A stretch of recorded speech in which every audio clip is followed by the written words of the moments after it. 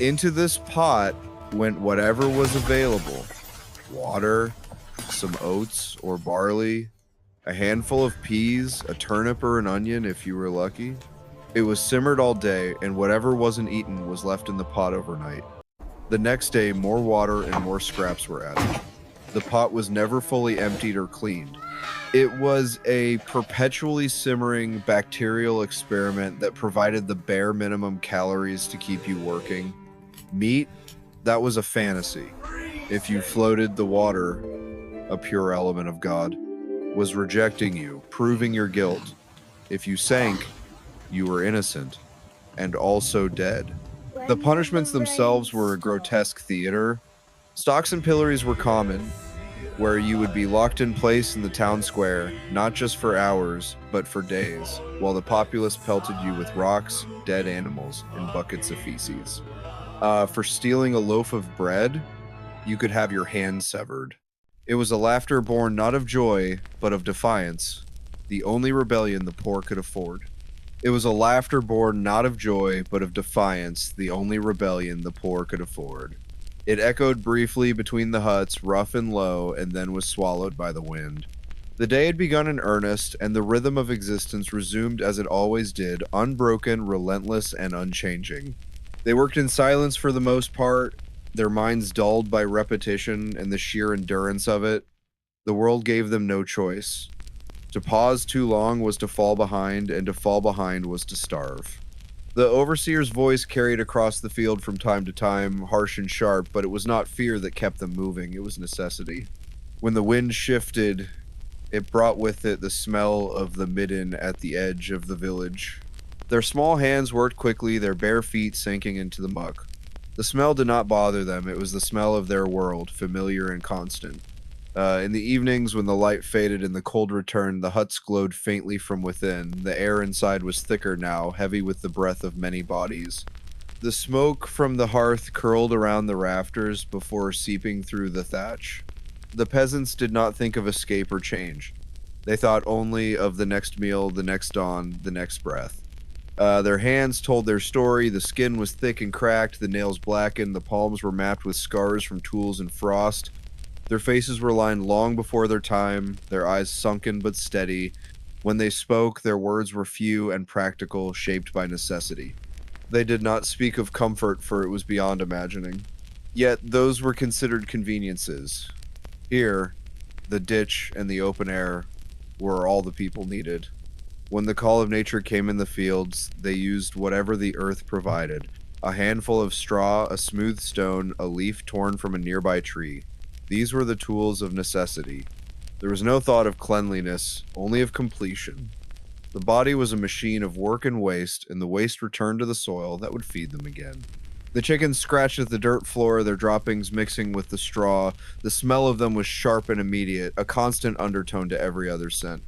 When one of the children coughed, the sound was wet and deep, and the mother looked up briefly before returning to her work. Illness was as common as rain. Concern had long since become useless. Outside, the sun sank, turning the mist from gray to brown. The air cooled quickly, and the smoke from the huts thickened. The bodies lay close, the smell of the day settling over them like another blanket. The lice were active in the warmth, moving from skin to skin, their bites small but constant. The scratching filled the silence. A child whimpered once, then fell quiet. The only sound left was breathing slow, labored, unending. Morning would come again, and with it the same tasks, the same smells, the same dull endurance. Sleep came not as rest, but as surrender, a closing of eyes against the cold and the dark. The dreams that came were thin and shapeless memories of sunlit fields that might never have existed, of food without effort, of warmth without smoke. They faded with the first cough of dawn, leaving only the body and the day once more. Dawn in the medieval world is not gentle. Dogs nose the ground for scraps, hens scratch between doorsteps. Somewhere a bell tolls from the manor chapel, thin and distant. It marks not holiness, but time, the beginning of labor, of service, of debt. For those who work the land, breakfast is eaten in haste, half standing. The pottage scalds the mouth, but warms the stomach. It will be hours before the next bite of food. A sip of ale follows, tepid and faintly sour, brewed weak enough that even the youngest can drink it. The children lick their spoons. The father eats slowly, possessively. The pot bubbles louder, as if aware of its own temporary richness. The symbol of the pot. In the center of every home, the pot stands like a heart. Around it, life arranges itself: meals, stories, births, deaths. The newborn is fed its first broth from it. The dead are mourned beside it. When the fire dies, the house dies. When the pot cracks, despair follows. It is the mother's domain, and by extension, her identity. She measures her worth and how long she can stretch its contents, how often her family goes to bed with their bellies full enough to sleep. The day's labor dissolves into steam. The pottage is ready again, darker than before, richer, older. They eat as they always have and always will, spoon by spoon, bite by bite, sustaining not only their bodies, but the fragile illusion that tomorrow will come and that the pot will still be warm. If food is the body's burden, drink is its fragile salvation. The medieval world is soaked not in water but in beer. From dawn to dusk, from cradle to grave, every mouth knows its bitterness. Beer is not drunk for pleasure. There is no cold mug, no tavern laughter in the morning light. It is a medicine and a meal liquid bread. It keeps the bowels moving, the blood thin, the head heavy but calm. The peasant drinks it before plowing, during plowing, after plowing. The monk drinks it to fill the silence between prayers. The lady drinks it perfumed with spices. The child drinks it from the cradle. It is the bloodstream of the age. Tavern and hearth. Though most drink is brewed at home, the tavern is its public mirror. Every town, however small, has at least one often attached to the brewer's house, marked by a bundle of hops or a painted jug. Inside, the air is thick with smoke and laughter, with the sour, sweet perfume of stale ale and bodies. Wooden benches crowd the walls, and a single candle flickers behind the counter. Men gather after sunset, not to relax, but to survive one another's company. The mason lays his stones awry, the wife scolds, the priest admonishes, but the habit remains. Life is short, cold, and brutal. A brief warmth in the veins feels like forgiveness. The village drunk is a familiar figure, shuffling through mud, singing nonsense. He is pitied, mocked, sometimes feared. His liver swells, his eyes yellow. Yet even he lives longer than the neighbor who insists on drinking water. The well becomes the only choice, and death returns through the door like an old creditor. Thus the medieval man fears not the sword, but the drought that dries his brew. A knight may die in battle, a peasant dies when the ale runs out. Tables groan under dishes that only yesterday were sins. The priest blesses, the people gorge, the ale flows. By morning many lie groaning in the straw. The body rebels, the soul confesses, and the cycle begins again. The church, in its wisdom, keeps the people oscillating between hunger and repentance. Both keep them humble. Only when the air turns too sweet, too still, do they grow afraid. That sweetness means pestilence, the invisible rot of the body rather than the meat.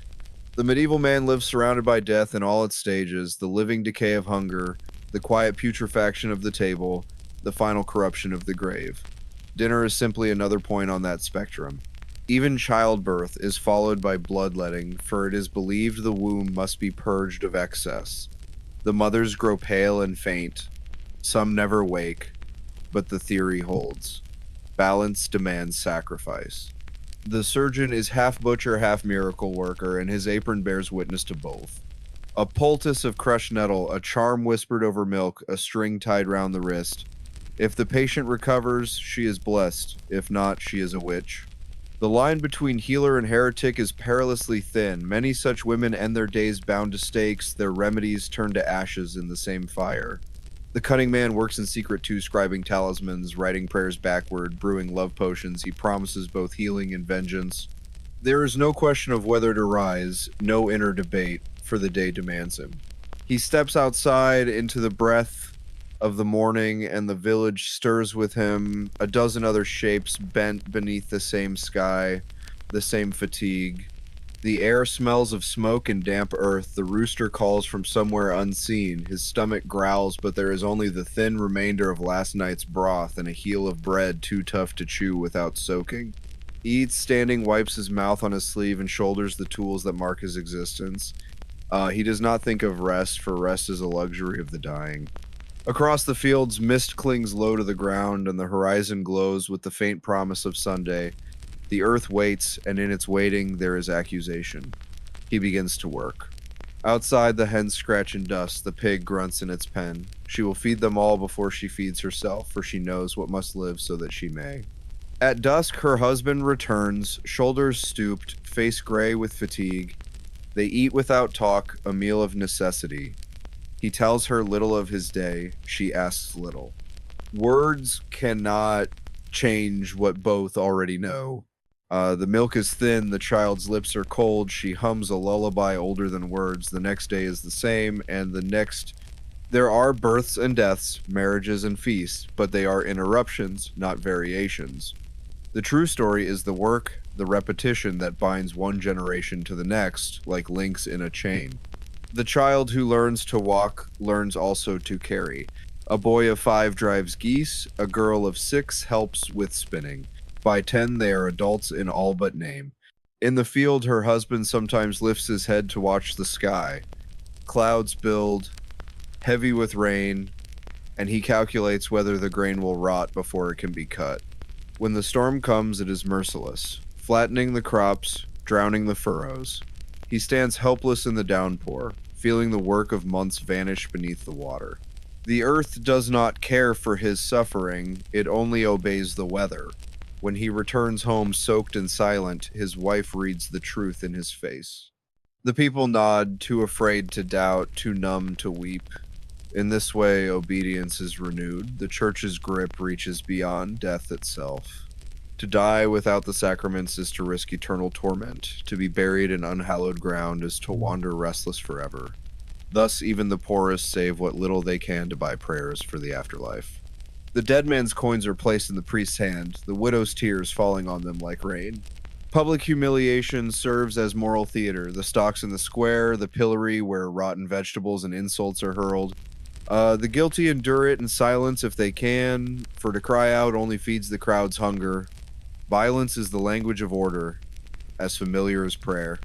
Lords settle disputes by sword, peasants by cudgel, and all believe that power, like grace, descends from above. The strong rule the weak because God wills it so. The priest says this, and the Lord repeats it. To question is to invite chaos, to invite damnation.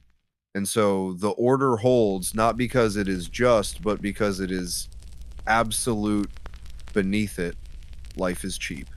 The village graveyard grows year by year, mounds of earth sprouting wooden crosses that rot faster than the names they bear.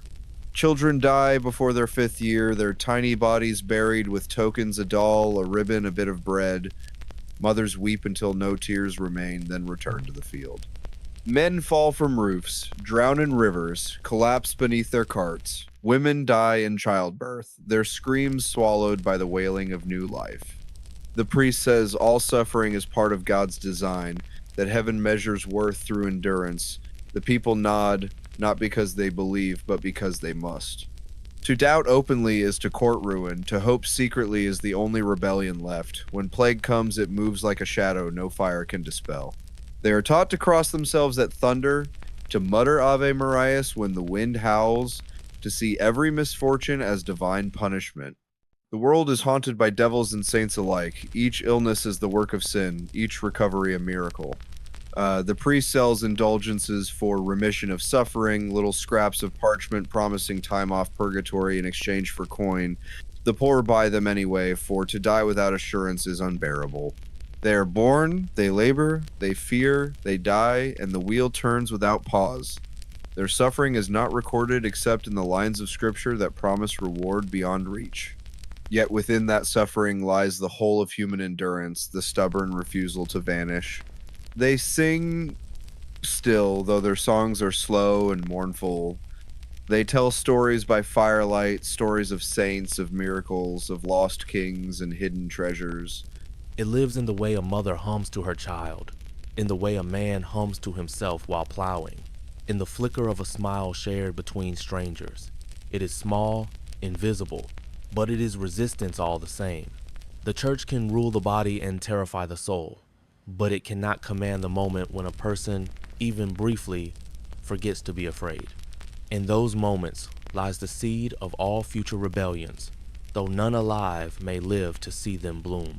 For now, control remains absolute. Sleep comes without dreams. Tomorrow will be the same. Introduction. Shattering the myth. When you hear the words Middle Ages, what springs to mind?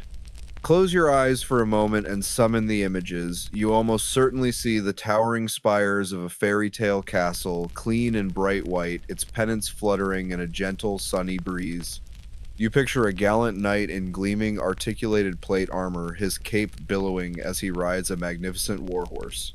He is the very model of chivalry, perhaps on his way to a tournament to win the favor of a noble lady, who herself watches from a balcony, clad in fine silk and a pointed hat with a delicate trailing veil. You might imagine a grand feast hall, fires roaring in massive hearths, long tables groaning under the weight of roasted swans, tankards of ale clinking in joyous celebration.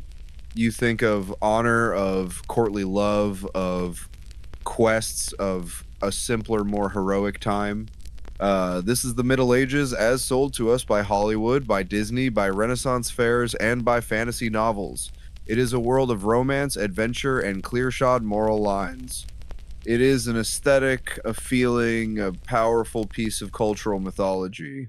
And it is almost entirely a lie. Now, take that pristine image and set it on fire, hurl it into the mud, and let it be trampled by starving oxen. Let it fester, let it rot, let it be consumed by flies. It is a time where the primary, all-consuming goal of 90% of the population every single day was simply to see the next sunrise. And even that was never guaranteed. Let us set the scene not with a harp's gentle strum, but with the clang of a leper's bell and the wet cough of a dying child. The great unwashing, a world of filth. The first thing that would shatter your senses is not a sight, but a smell. The smell of the Middle Ages would be an all-encompassing physical assault. The only heat came from a massive, inefficient fireplace that filled the room with acrid smoke, stinging your eyes and coating every surface in a greasy layer of soot.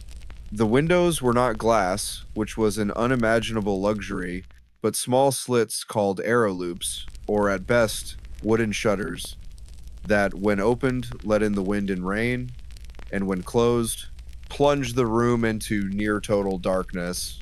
And the floor, it was not polished stone. The myth of the gallant knight. What of our knight in shining armor? The reality is far less noble and far more brutal.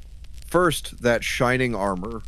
For most of the Middle Ages, a knight wore chainmail thousands of interlinked iron rings. It was heavy, it was hot, and it was filthy. Underneath it, he wore a thick, padded linen gambeson, which would be soaked in sweat, grime, and quite possibly blood and urine after a battle. It was almost never properly cleaned. You shared this single, dark, smoky room with your entire family, parents, children, grandparents, and, in the winter, your most valuable livestock. That's right. You would sleep on a straw pallet on the dirt floor next to your cow, your pigs, and your chickens, all huddled together for warmth. The smell, the lack of privacy, the fleas, it was a given. A world of fear. Plagues and punishments. The medieval mind was not like ours. But most of all, it controlled your mind through the very real, very visceral, and very immediate terror of hell. In a world without science, every event was an act of God. A failed crop, God is punishing you for your sins. A stillborn child, you did not pray hard enough. The plague, God has unleashed his wrath upon a wicked world, and the descriptions of hell were not abstract. For speaking against a noble, you could have your tongue cut out. And execution, it was the ultimate public entertainment. Hangings, beheadings, burnings at the stake, and the truly horrific hang, drawn, and quartered, these were holidays. Crowds would gather, vendors would sell food, and families would bring their children to watch a man be slowly, methodically, and legally tortured to death. Now imagine it killing not just one or two people, but everyone. Your children, your parents, the priest, the Lord. Entire villages were wiped from the map. Cities became ghost towns, the streets littered with so many bodies there was no one left to bury them. The Black Death, in just a few short years, wiped out between 1/3 and 1/2 of the entire population of Europe.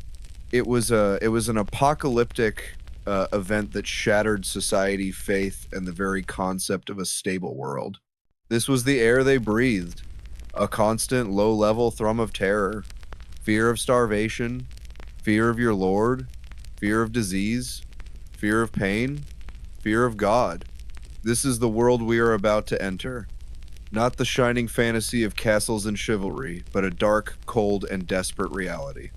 A world of grit, of filth, of suffering, and of profound, desperate, and ultimately human endurance.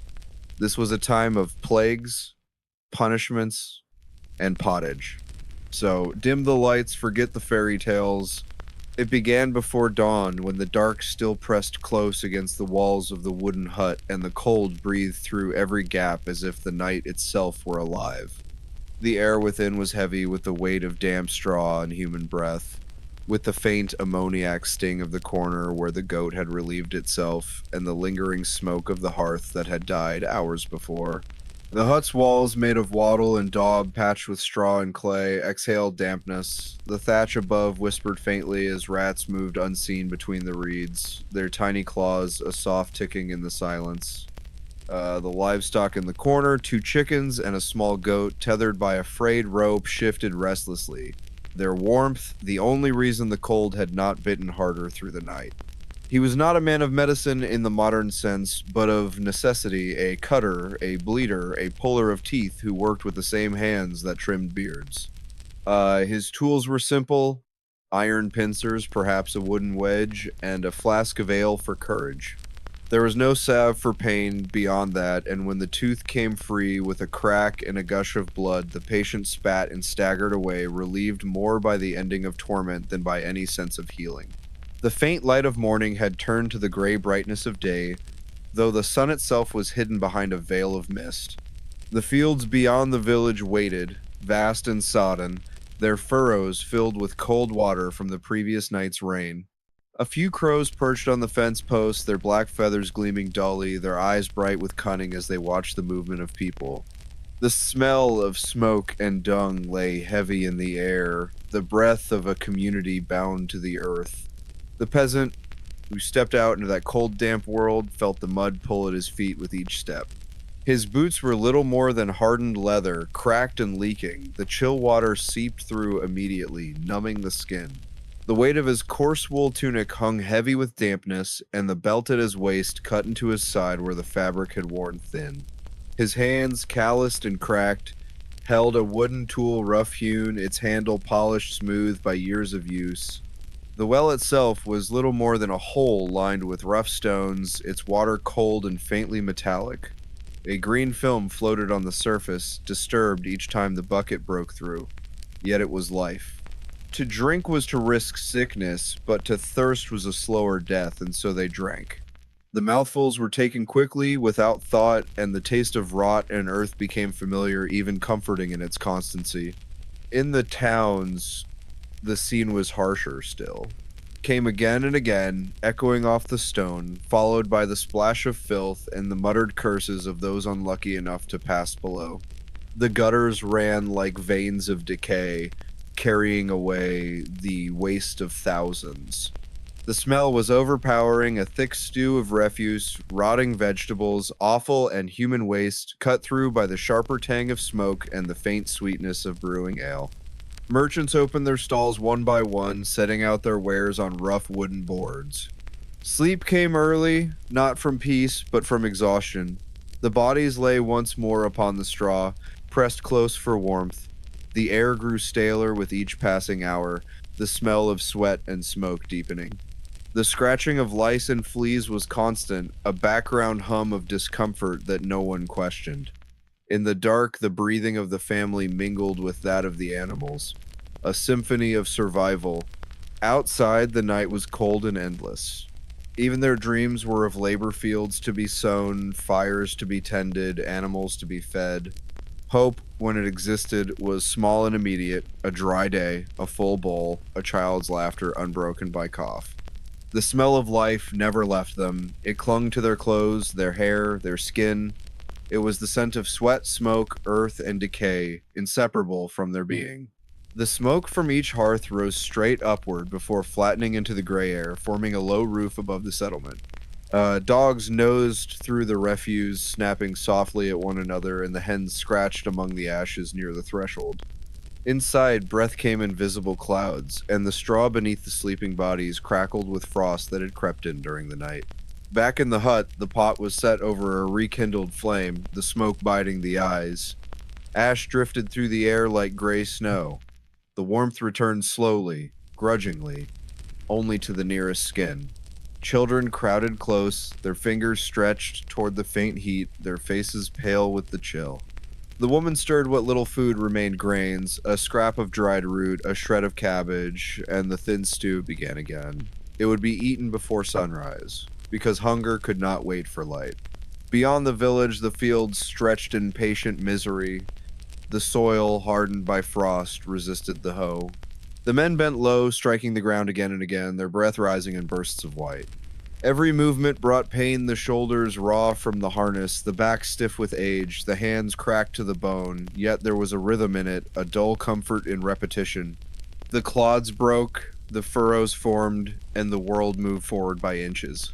The smell of evening fires thickened until it became almost tangible, coating the tongue.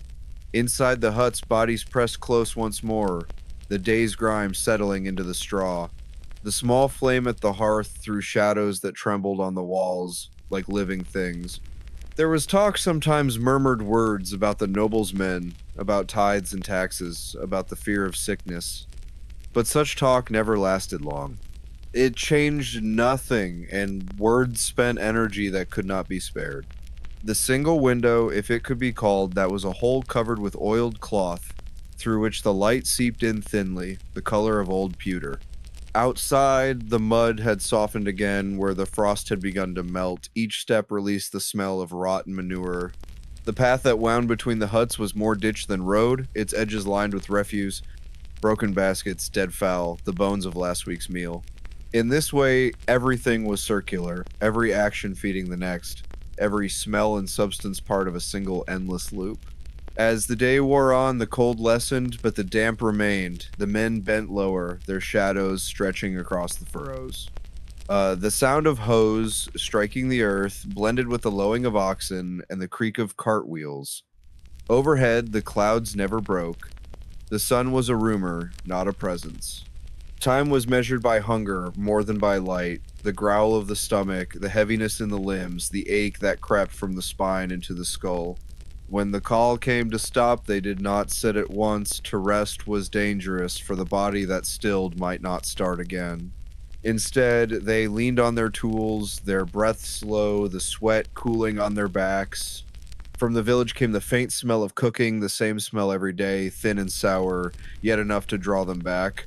In the hut, the woman stirred the pot again. The broth was watery, the vegetables few. The fire smoked, the air burned, but she did not cough. The habit of years had hardened her lungs. The child beside her scratched at a rash on its arm, the skin raw and shiny. There was no remedy, only endurance. When the pot was ready, she poured a small portion into a wooden bowl, the rest saved for later. The bowl itself was slick from years of use, its rim darkened by the touch of countless mouths. He forced his feet into them, grimacing as the edges cut against the skin, and stood. When he opened the door, the light that entered was weak but blinding after the dark.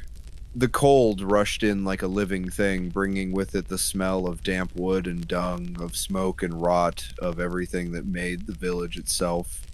Outside, the ground glittered where the frost had caught, though beneath the glitter lay the same mud and filth.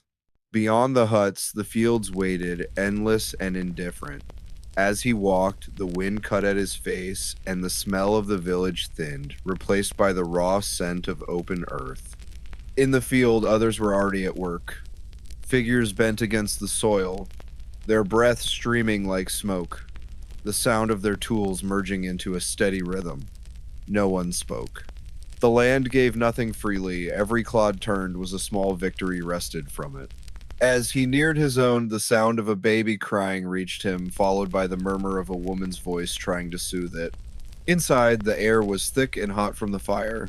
The stew bubbled faintly, and the smell filled the room, a mixture of boiled grain, smoke, and the faint tang of metal from the pot.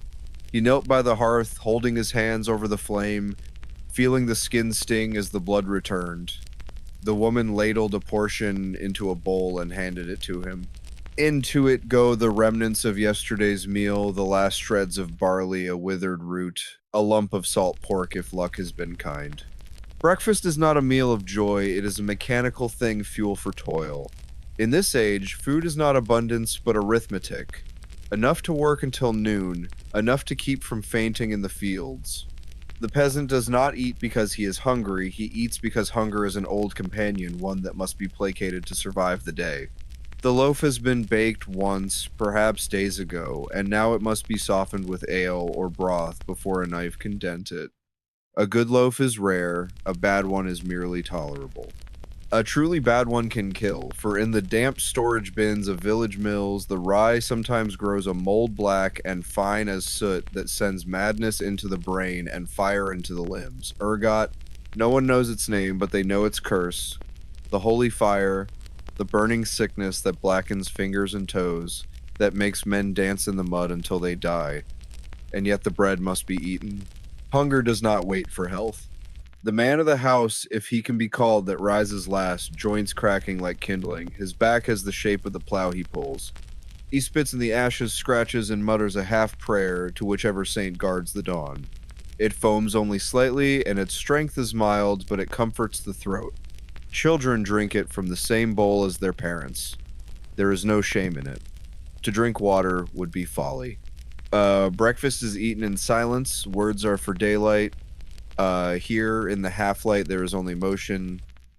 Chew, swallow, wipe the bowl with a crust, hand it back. The fire crackles and dies down again. The woman rinses the bowls in a bucket of water gray with ash, then sets them aside. The taste lingers all day, not just on the tongue, but in the mind, as a reminder that life, though harsh, still holds moments of grace. But most mornings are lean. The pottage may contain a scrap of salted fish if Lent forbids meat, or a handful of beans if the stores allow. It may be thin as broth or thick enough to stand a spoon upright. It changes little across regions and generations. It is the great equalizer of hunger. No recipes are written down, for none are needed. Every woman knows by instinct how long to cook barley, how to stretch a pot for one more day. She knows the signs of spoilage by smell alone, and the difference between hunger that can wait and hunger that cannot. Her hands are cracked and blackened by the fire, but steady. Without her, the household dies. In wealthier homes, breakfast is still no feast. The murmur of breath, the shifting of feet on dirt floor. The smell, a mix of smoke, salt, and sweat saturating everything. Outside, frost glitters on the thatch. Inside, warmth clings only to the hearthside. The corners of the room are cold enough to preserve a corpse.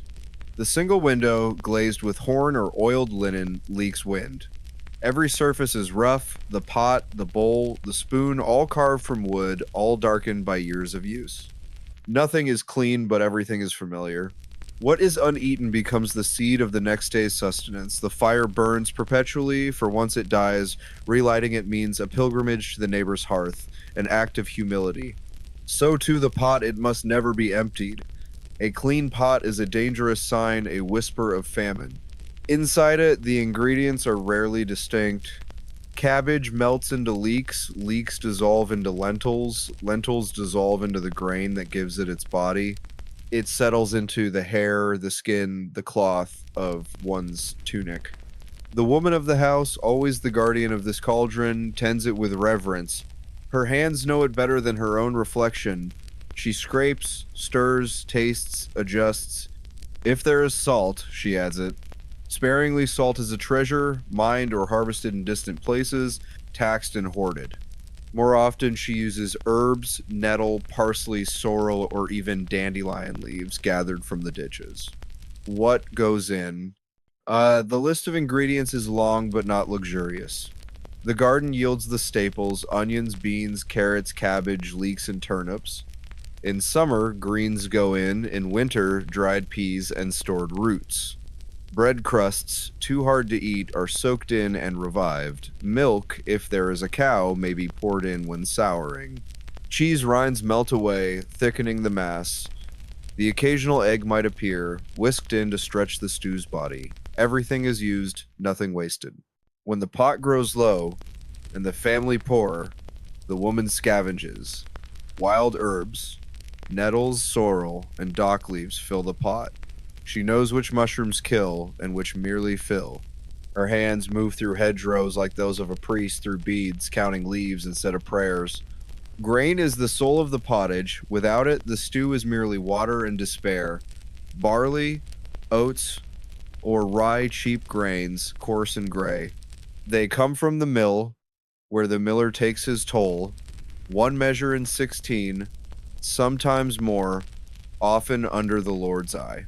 The grain is ground with stones that leave grit in the flour, so that every bite of bread or spoonful of pottage carries the taste of earth. Teeth wear down early. The poor man's mouth is full of gravel. To thicken the pot, a handful of flour is stirred in. To stretch it, water. The woman tastes again, nods, adds a sprig of thyme. The visitor thanks God aloud. The host silently curses the smaller portion that remains. The pot is eternal, but its bounty is finite. A village of pots. Every cottage in the village has one, and the smell of them hangs over the fields at dusk, the mingled reek of boiling roots, fat, and smoke. Walk down the muddy lane, and you can tell each household by its scent. One simmers turnip and onion, another beans and cabbage.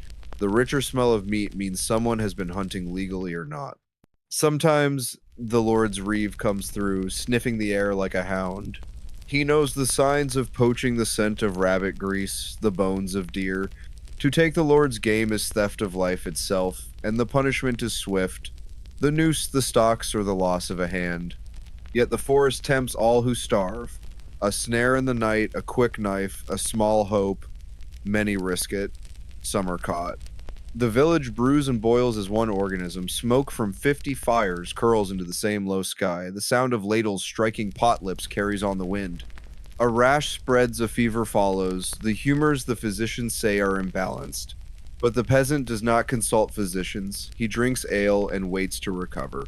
If he does not, his portion returns to the pot, not in meat, but in memory. Even the animals partake. Dogs lick the ladle, chickens peck the scraps. Nothing is wasted because nothing can be. The earth gives little, and what it gives must be repaid with diligence. The pot is fed as the field is fed, in a cycle that has no mercy and no end.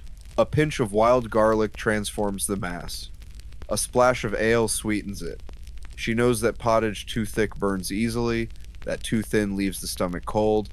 She learns to listen to its bubble, to smell when it asks for water. It speaks a language of survival, and she is fluent. In winter, when the fields are frozen and the days short, the pot becomes the only warmth in the room. The family gathers close, not to talk, but simply to exist near its heat. When the pot goes cold, sometimes the fire fails. The man grows ill, the woman too weak to gather wood, or the child sent for kindling does not return. Then the pot cools, its surface skins over. The smell changes. The silence in the house deepens. To rekindle it is to admit defeat, to confess that something has gone wrong in the unbroken rhythm of survival. When the pot dies, so too does the spirit of the home. But even in ruin it waits. To refuse ale is to court disease, to drink water is to gamble with death. The river that feeds the village is also its sewer, its laundress, its abattoir.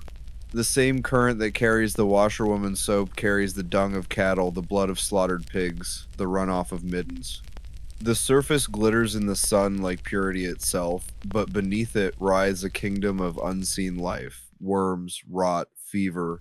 Yet hops bitterness keeps the beer longer, and in time it will conquer all of Europe.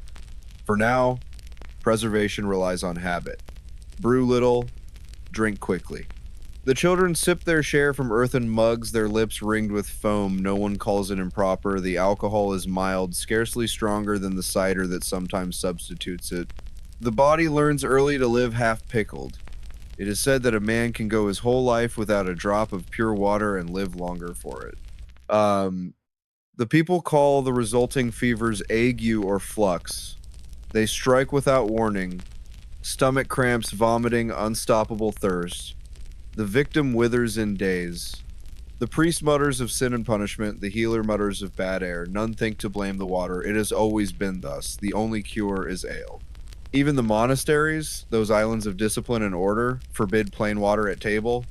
The rule of Saint Benedict allows ale or wine in moderation, understanding that water invites disease. Monks brew with precision, recording ratios of grain and time, their recipes becoming the ancestors of later craft. Their beer is stronger, clearer, more reliable, a divine sanitation in a fallen world. To drink it is to partake in both science and prayer. The line between superstition and science is invisible. What matters is that the next batch lives. The ale dulls the aches of labor, warms the chill in bones, and gives courage for the next day's toil. The tavern keeper's ale is stronger than the home brew, its strength a draw and a danger. Too much and tempers flare. Fights are common, the floor is sticky with blood as often as beer. Yet even these rough gatherings serve a social purpose. Wages are paid here, marriages arranged, news exchanged. A village evening. Picture the village at dusk. Smoke curls from every roof. The fields lie dark and still. From each doorway comes the clink of mugs, the low hum of tired voices. The day's labor has ended, the day's drinking begins anew. Children doze by the fire, their small bellies full of barley and ale. The men sit close, speaking of rain, of rents, of rumors. The women mend or spin, their own cups within reach. The light flickers on faces lined by smoke and years. Outside, the well gleams in moonlight, untouched, no one goes near it. They know better. The body cries for fuel, and the village turns toward dinner. Not the luxury of nobility's feasts, but a meager refueling, as practical as sharpening a blade. Dinner in this world is not a moment of respite, it is another negotiation with scarcity, another brush with rot. The hearth that warmed the morning pottage flares again, the same black pot hanging low over coals. Smoke stings the eyes, flies hum thick in the doorway. The problem of meat.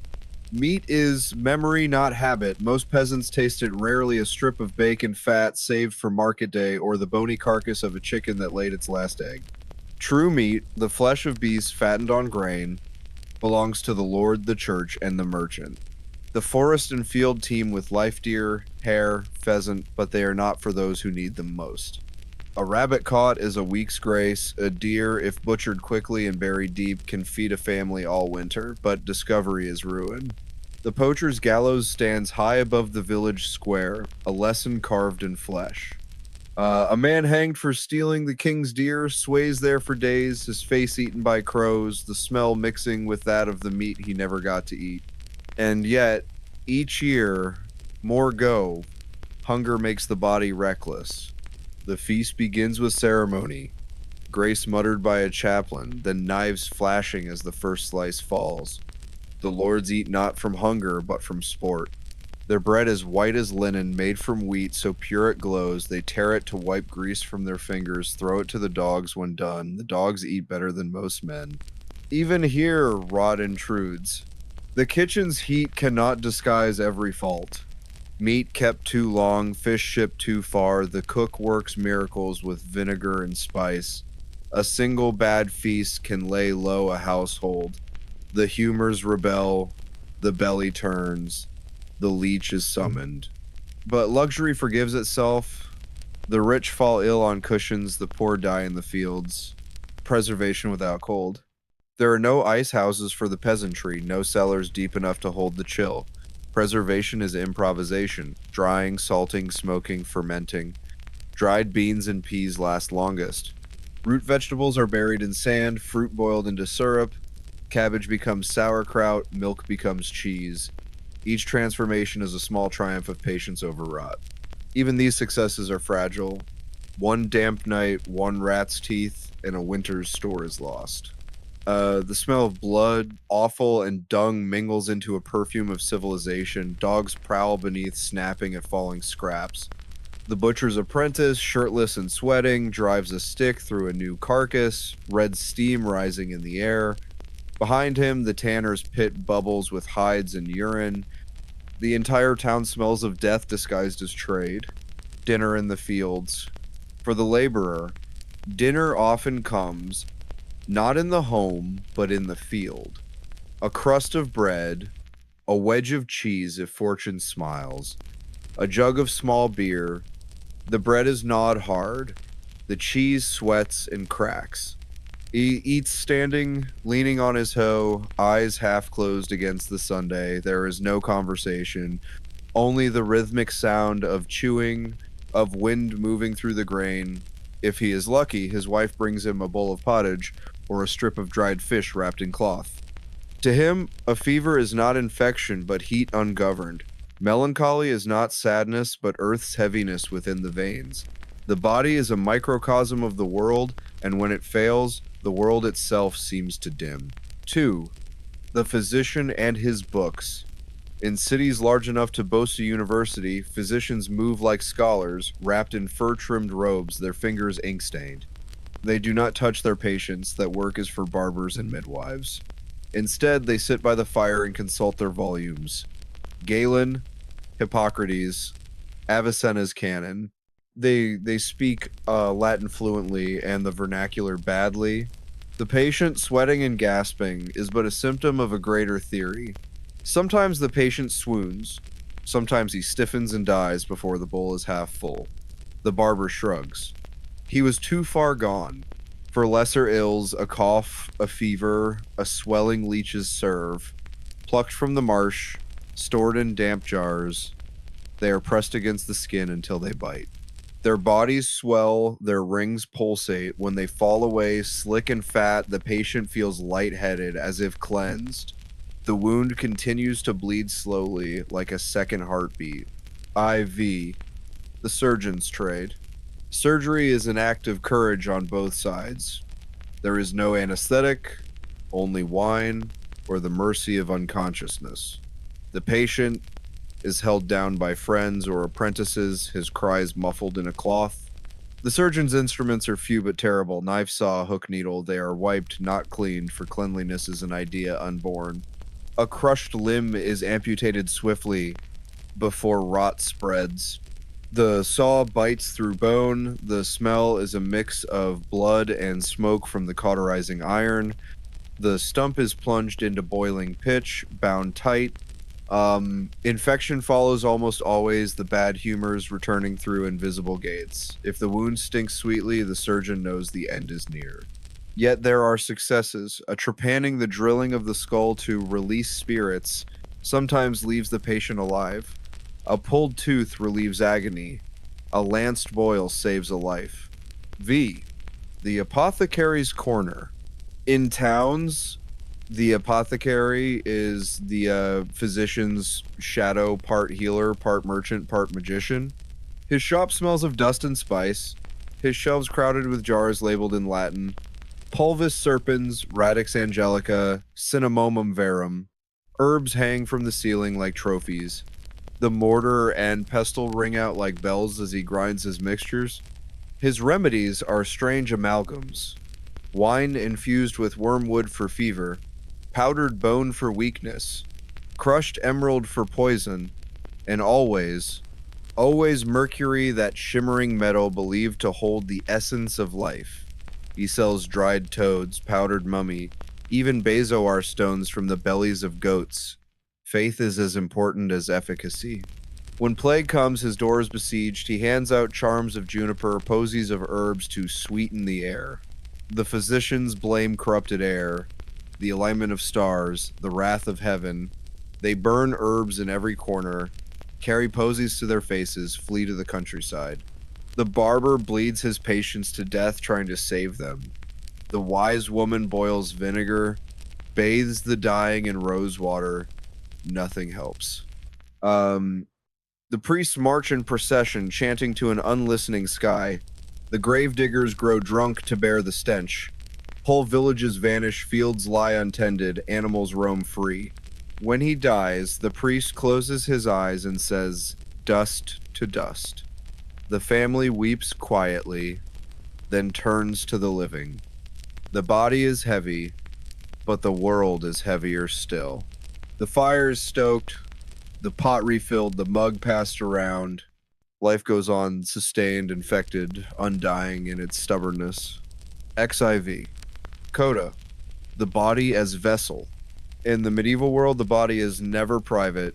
It belongs to God, to the humors, to hunger, to the dirt underfoot. It is fueled by rot, cured by pain, and finally consumed by both. Food, drink, medicine, all are variations of the same theme, the endless negotiation between nourishment and decay. To eat is to risk, to drink is to remember, to heal is to hope without reason. The land belongs to the Lord as he does, as his father did, as his sons will. He will work it from sunrise to sunset 6 days a week for his right to survive upon it. There are no weekends, there are no holidays except the rare feast days, and even those are not rest but ritual, filled with chores and prayers. The seventh day, the Sabbath, is holy, but even then the animals must be fed, the firewood gathered, the children tended. A man who idles too long risks hunger.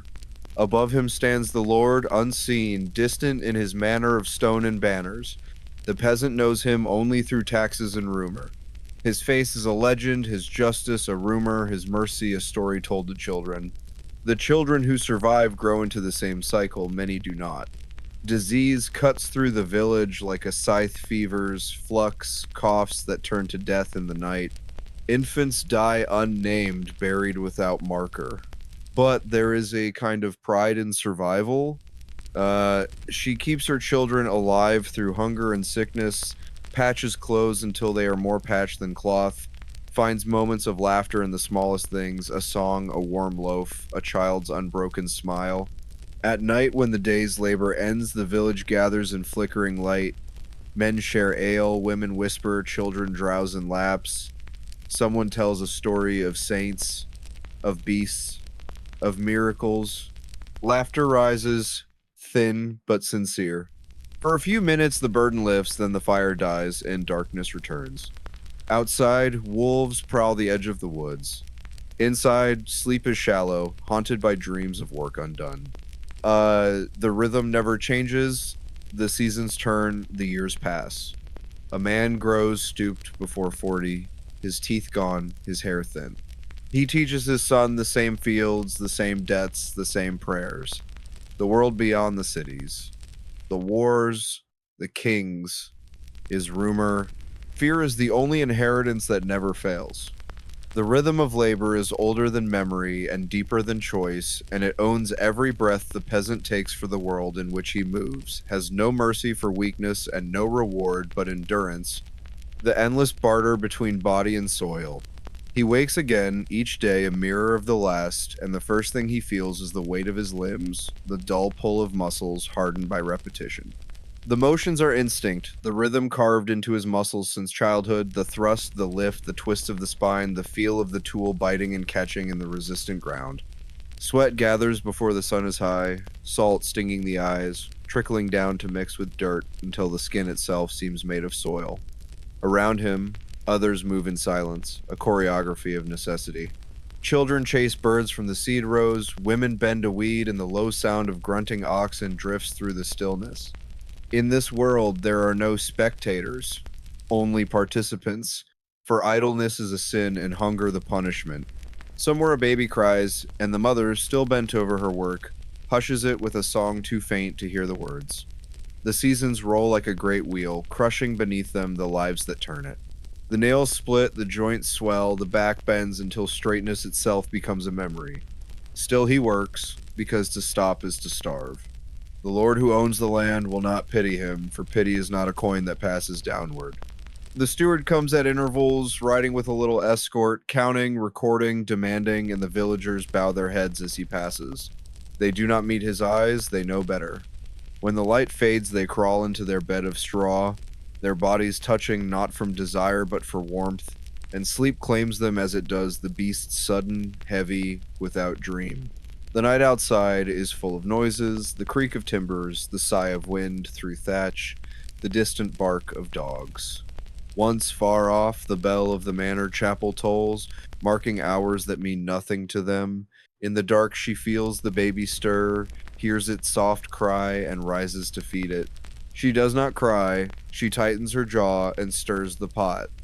Tomorrow they will begin again, because there is no other choice. The Lord's tithe will still be due, the church's tenth still demanded, the children still hungry.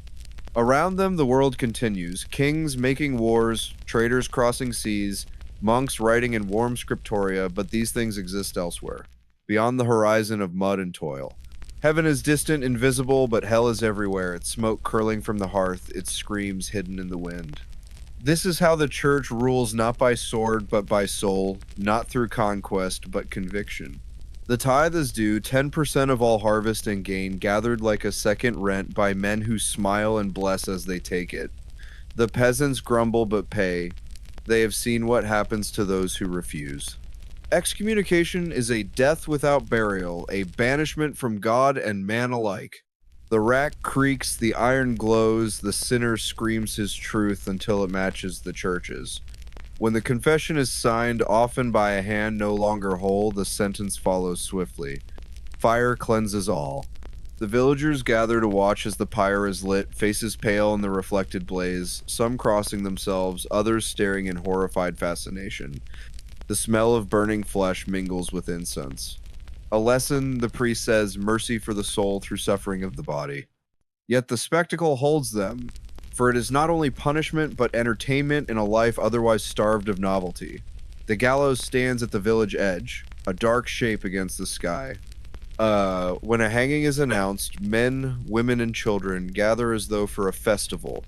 The condemned is led forth, sometimes protesting innocence, sometimes silent, already broken. The priest walks beside him, murmuring of repentance, while the crowd murmurs in turn, half pious, half eager. The rope is thick, the wood creaks, the trapdoor falls, the body jerks, shudders, stills, a cheer, a sigh, a prayer, none knows which comes first. Afterward, the children throw stones at the corpse until it is cut down. Justice has been served, the village sleeps easier that night. For lesser crimes, there are lesser torments. A thief may lose his hand, a liar his tongue, a blasphemer an ear. Branding irons mark the flesh of those who offend. The scars become their testimony. The first sign is a swelling, the next a fever, the third a silence that spreads house to house. The villagers pray, flagellants march through the streets beating themselves bloody to appease divine wrath, and the gravediggers cannot work fast enough, entire families vanish. The smell of death becomes the smell of the world.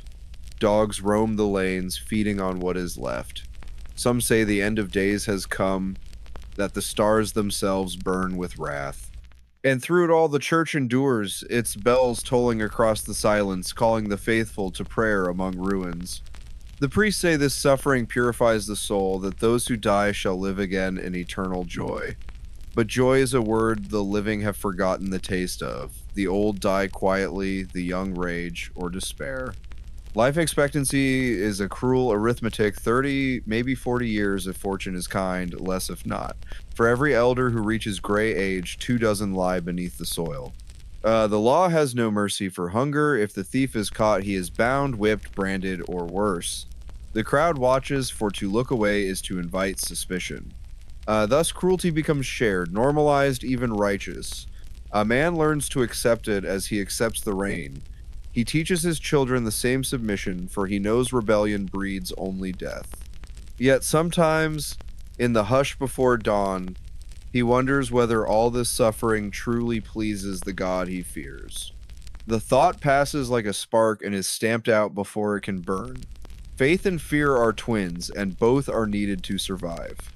When the priest speaks of the last judgment, he describes a world consumed by fire, the wicked cast into pits, the righteous ascending into light.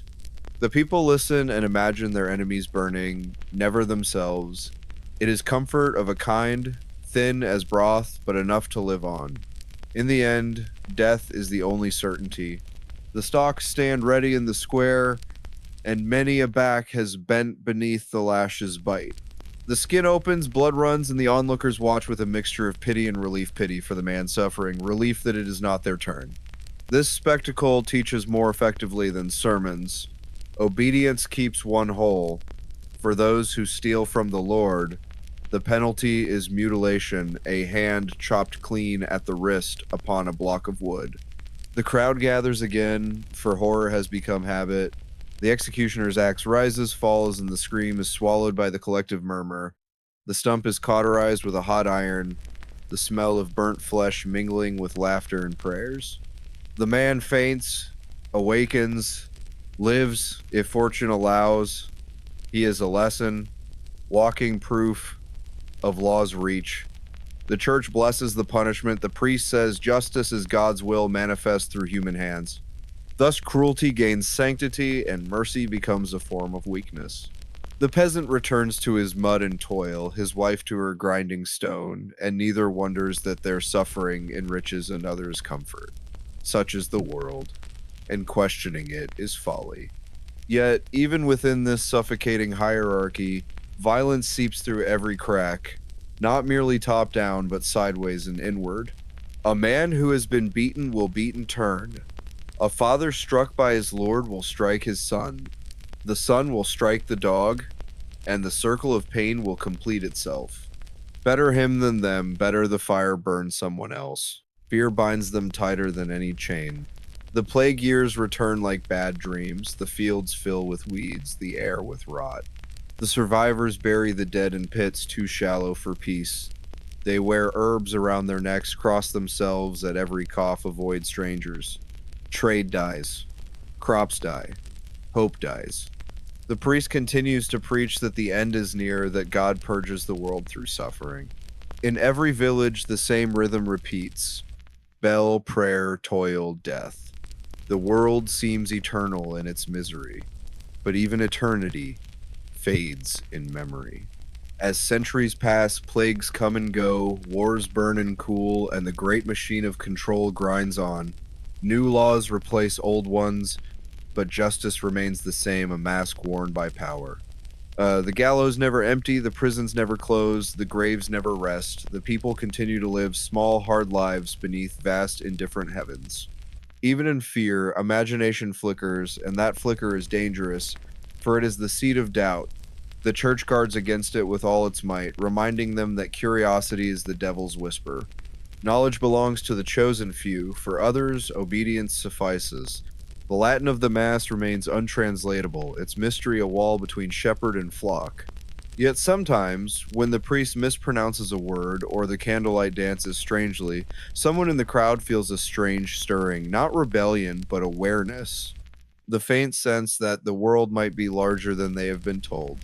The feeling passes quickly, crushed by the weight of habit, but it exists, fragile as dawn. And in that fragile awareness, somewhere, buried deep beneath centuries of fear, the first quiet question is born. It begins with the quiet noticing of things, the priest's fat hands counting coins while children starve, the Lord's laughter as he rides past the graves of his serfs, the contradiction between the mercy preached and the mercilessness lived. A boy sees this and grows into a man who no longer bows quite so low. A woman hears it in her heart and wonders if her pain is not sanctified but stolen. He stands over body after body, sprinkling holy water, muttering the same words until they lose all meaning. To him, death is a routine. To the living, it is an inevitability. The villagers no longer wail as they once did. They have learned that grief, too, consumes what little strength survival requires. The old ones die quietly. The young ones die suddenly. Infants vanish before they learn their mothers' faces. The earth swallows them all, indifferent. The church tells them to rejoice, for those who suffer in life will know bliss in the hereafter, but none can imagine bliss that does not resemble sleep. Heaven, they think, must be like silence, a silence without hunger, without pain, without fear. And so death, once an enemy, becomes a kind of hope. Not the noble hope of salvation, but a weary longing for rest. The body, worn by years of toil, begins to crave the stillness of the grave as it once craved bread. Only in their bones, in the slow turning of generations, does the world truly shift.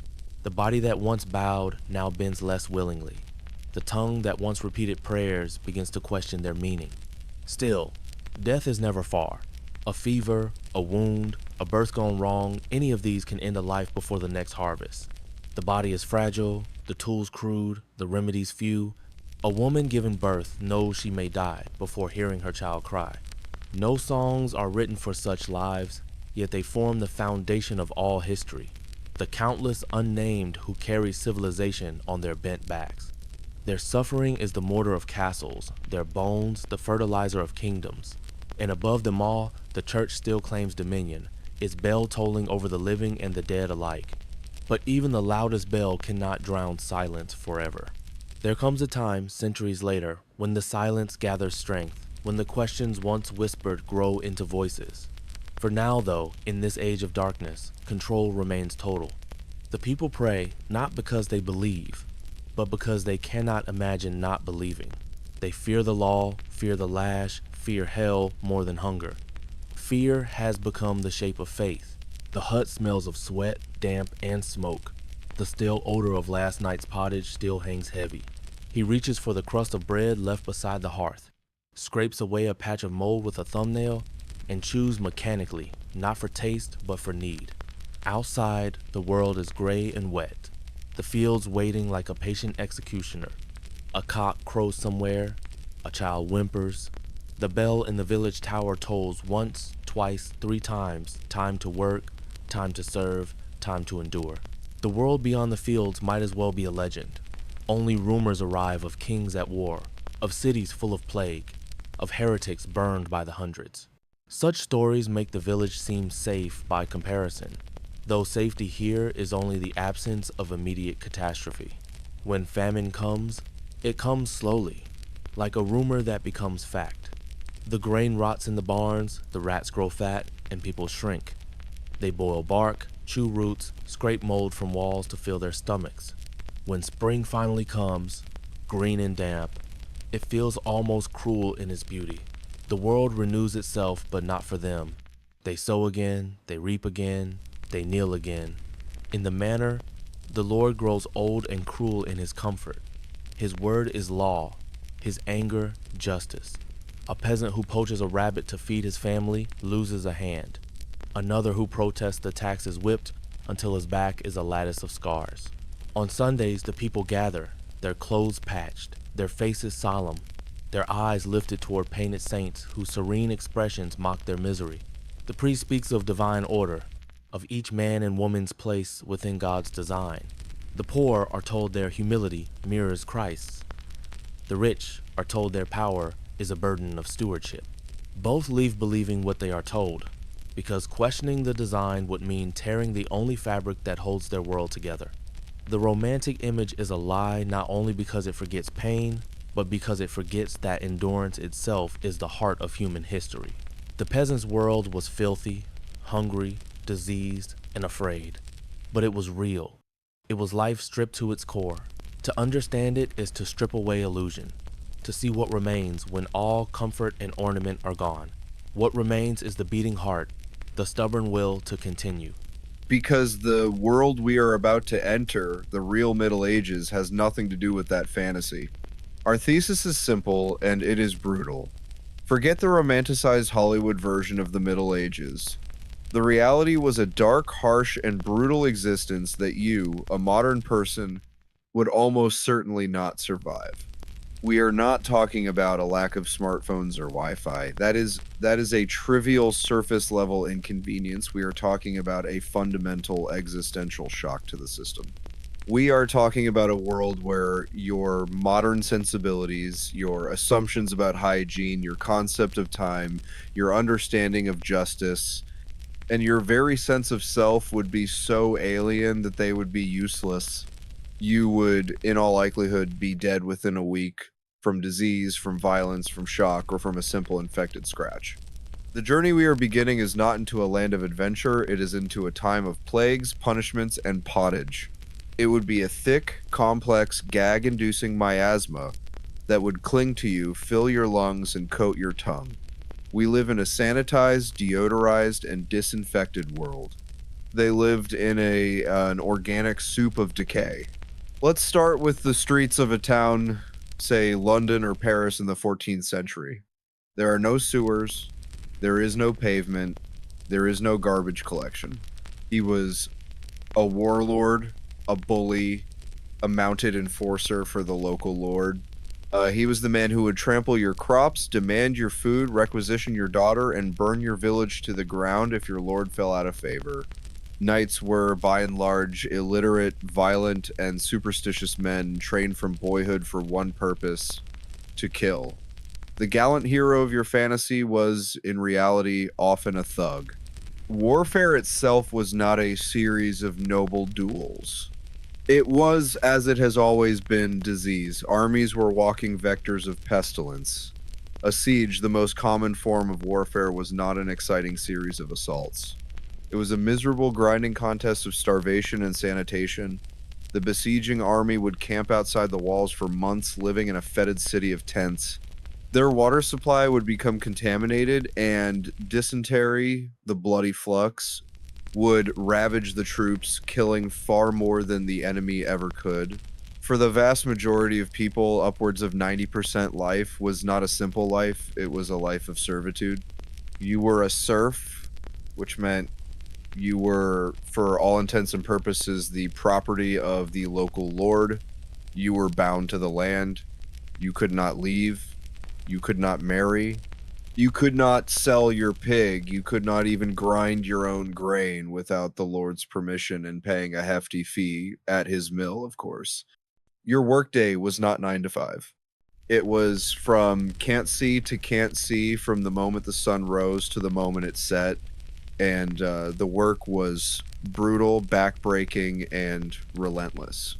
Forget tractors. You had a wooden plow, maybe, if the village was lucky, pulled by a team of exhausted oxen.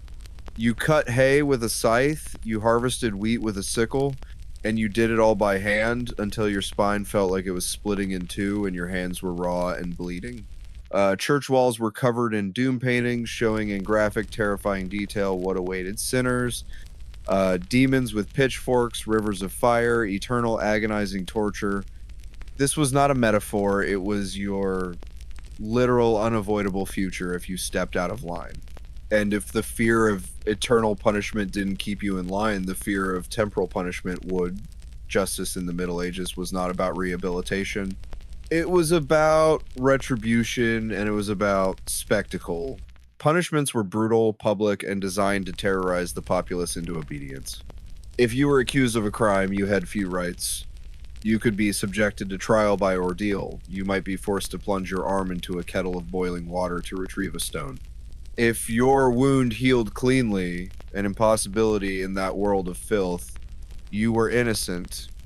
If it festered, you were guilty and would be punished further, or you might be tied up and thrown in the river. And brace yourself. The truth, as we have said, is that you probably wouldn't last a single day. Let's find out why. Ash clung to fingers, smudging already dirty skin. A few splinters of half-burnt wood were coaxed to life with slow breaths and the help of dried straw. When the smoke rose, it filled the hut anew with its acrid sting, burning eyes and throats. The faint warmth that followed was a mercy, though it never quite chased away the chill. The goat bleated softly, demanding attention. Its milk was thin and warm when drawn, the liquid flecked with bits of straw, the taste both bitter and sustaining. The sound of a man relieving himself in the alley, the sight of women washing their soiled rags in a basin, the chatter of children squatting by the ditch, it was all part of the texture of life, accepted and ignored. When the need arose in the fields, there was only the cover of hedgerows or the shadow of a tree. Moss, leaves, or handfuls of straw served in place of anything finer. The roughness of it could chafe raw skin, and infections were common, though few understood their cause. The smell of unwashed bodies lingered everywhere, the sweet rot of sweat, the sharp edge of urine, the heavy musk of damp wool and soil. Even the air itself seemed saturated with it, a perfume of survival that clung to hair and cloth alike. The wool tunic was both clothing and skin, worn through every labor, through heat and frost alike. Its fibers were coarse and greasy. The lanolin never fully washed away. When wet, it stank of sheep and earth. When dry, it crackled faintly at the folds. Better to scrape the worst of the dirt away with a dull knife, to shake out the tunic and let the frost kill what it could. Cleanliness was not a virtue, endurance was. Bathing, when it occurred, was a rare thing. Perhaps in midsummer, when the stream ran low and the sun burned hot, a body might slip into the water, gasping at its chill. Infection might follow, swelling the jaw until it burst or faded, depending on the mercy of chance. And still, life went on. The sun rose higher, revealing the hut in full. The walls were blackened near the hearth, where years of smoke had baked into the clay, forming a crust of soot that no hand would ever clean. The floor was uneven, scattered with straw and bones, gnawed down to nothing. Smoke rose from every roof, joining into a gray pall that hung low over the fields. The cold air carried every sound clearly, the distant bark of a dog, the clatter of a bucket, the slop of boots in mud. Underfoot, the ground was slick and treacherous, churned by hooves and feet. The stench of waste grew stronger as the day warmed, the streets steaming faintly where the morning sun touched them. Within this world, comfort was not expected. The body was a tool, and tools were meant to endure. The aches of labor, the sores from the harness, the chafing of coarse wool, these were the measures of life's progress. A man's worth was in his strength, a woman's in her endurance. Children grew quickly or not at all, their limbs thin, their eyes hollow with the hunger that never quite left. Death was as near as breath, a cough, a wound, or a bad meal could summon it. Yet there was laughter too, rough and fleeting, rising like sparks from the fire before vanishing into smoke. Her hands were red from the cold, her nails rimmed with black from soil and ash. A child tugged at her skirt, whining softly, its face streaked with grime. She said nothing, only pushed the child away gently, her eyes dull with exhaustion. There was no softness in her movements, only endurance. Outside, a neighbor passed, carrying a wooden pail toward the well. The handle creaked, and the water within sloshed, spilling over the sides to darken the mud beneath. Above them, crows circled, their cries sharp and hollow. At the edge of the field lay the ditch that served as both boundary and drain. There the runoff collected, thick and foul, a mixture of soil, manure, and waste from the village. The water was black, its surface broken by bubbles that released the smell of rot when they burst. Flies clustered there even in the chill, a reminder that decay never slept. Sometimes a rat would break the surface, its wet fur gleaming before it vanished again into the mire. None of it seemed strange. It was the smell of home, as integral to life as the taste of bread. When midday came, the workers returned for a moment to the huts, their faces drawn, their hands numb. The meal was the same as always, a thin pottage ladled into wooden bowls, eaten with slow determination. The taste was of smoke and earth, the texture coarse with husks and grit. The church bell far away marked the hour of prayers, and though few had the strength to kneel, they crossed themselves out of habit. The sound of that bell was thin and distant, like the echo of another world. Night deepened, the cold returned, the lice continued their endless crawling. Sleep came, thick and heavy, filled with the smell of smoke and bodies. Dreams, when they came, were simple: warmth, fullness, silence, the things that were rarest in life. And then dawn again. Smoke from 100 hearths spread low across the village, gray and choking, carrying with it the scent of dung, straw, and the faint sweetness of decay. Nothing in the scene was still. Chickens scuttled, dogs barked, water dripped from the eaves, and always there was the background murmur of voices and coughs, the sound of the living pressing on. Within one hut, the fire had burned down to a dull glow. A hand reached from beneath the rough blanket, groping for the poker. The embers hissed as they were stirred, releasing a little puff of warmth that vanished as quickly as it came. The straw mattress beneath the family was flat and damp, its surface alive with the slow crawl of vermin. The smell of sweat, and mildew was so thick that even the smoke could not drive it away. The bodies that rose from that bedding were bent and pale in the dim light, their faces hollow from the long hunger of winter. A few words passed between them, low and practical, nothing more than what the day demanded. The floor was hard earth, grooved by years of footsteps, scattered with bits of straw, ashes, and bones. When a bucket tipped, the liquid that spilled was dark and thick, soaking quickly into the soil. The air was too close, heavy with the moisture of breath and cooking, and every sound seemed to cling to the walls. In the distance, the church bell sounded, the thin, cold tone that marked the beginning of work. It was not a summons to prayer so much as a reminder that the day waited for no one. The fields lay beyond the village, open and endless, and the men were already moving toward them, their tools slung over their shoulders. The ground sucked at their boots, the mud freezing at the edges, and their breath came in slow white plumes. The stench that rose from it could be smelled long before it was seen, a sour reek that made the eyes water. Flies clustered there even in the cold, and the wood beneath the opening was slick with filth. There was no partition, no door, no privacy. Those who used it did so quickly, their eyes fixed on the ground. In the towns, they said, there were places where several might sit side by side, the pits deep and dark beneath them, the smell so strong that some fainted. She wiped it once with her sleeve and handed it over. The man ate slowly, each mouthful swallowed with care. The food filled the stomach but gave little strength. He finished, set the bowl aside, and stretched his hands toward the fire. The nails were thick, the knuckles swollen. A splinter of wood lodged in his palm from some forgotten day remained, the skin grown over it. There was no time or reason to dig it out. In the corner, the goat chewed at a rope, its breath steaming. Life in that century was not lived day by day, but breath by breath, each one a small victory against the weight of existence. Morning would come again, and with it the same tasks, the same smells, the same dull endurance. The faintest light seeped through the cloth-covered window, turning the smoke inside the hut a soft, colorless gray. A rooster's cry broke the hush, followed by the muffled clatter of a pail somewhere outside. A dog trotted past, its fur clumped with ice, its ribs showing beneath. From a nearby doorway came the call of Guardaloo, and the splash of a bucket emptied into the ditch. Steam rose from the spot, mingling with the morning mist until the air itself seemed made of waste. He stepped out, pulling the door closed behind him, and moved toward the well. The path was slick, the mud half frozen, each step breaking through the crust with a wet crack. His breath came in sharp bursts. They ate in silence, each spoonful fought for against the others. The wooden spoons clacked softly against the rim of the pot, the rhythm unbroken until nothing was left but a ring of thickened broth. The man leaned back, closing his eyes briefly. His stomach was not full, but the warmth spread enough to push back the cold.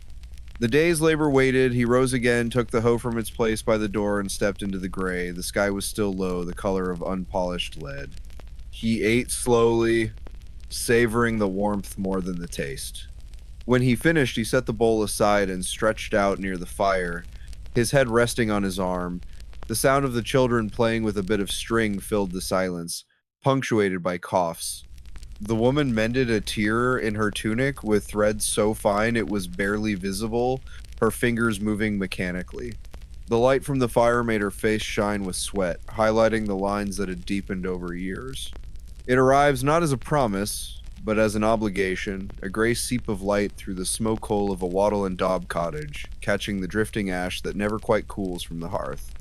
The rooster's cry is not a pastoral note, but a summons. It rouses the body from damp straw, from the shared heat of family and beast, to the first dull labor of the day, finding something, anything to eat. The cottage is still half night when the fire is coaxed back to life. The taste depends on what was thrown in last, sometimes tangy from turnips, sometimes bitter from herbs, sometimes vaguely meaty if a bone has been simmered too long. Always there's the taste of smoke and of iron. There is bread too of a sort. It lies on the board beside her, hard as a plank. It is not wheat, for wheat is the grain of the rich. It is rye or barley, coarse and dark, sometimes bulked out with ground peas, bran, or sawdust when the harvest fails. The ale is the village's lifeline safer than water, for the rivers are open sewers, carrying the waste of men and beasts alike. The brewing has boiled the water once, and fermentation guards it from decay. Every household brews, every woman is a brewer by necessity. Small beer, they call it thin as dishwater, but it staves off thirst and fever alike. The ale has a taste of earth and malt, sometimes of smoke if the barley has been roasted too close to the fire. The pot stays where it is, bubbling faintly, waiting for its next offering. Soon someone will throw in a handful of oats, or the peelings of an onion, and it will begin again. It never truly empties. In its depths are the ghosts of countless meals, the very memory of the family's endurance, simmering without end. Outside, the fields are already alive with movement. Men shoulder their tools, women carry baskets of flax or bundles of sticks. The sun, pale and indifferent, rises over a land that smells of wet straw and sweat. The children chase each other briefly before being pulled to chores.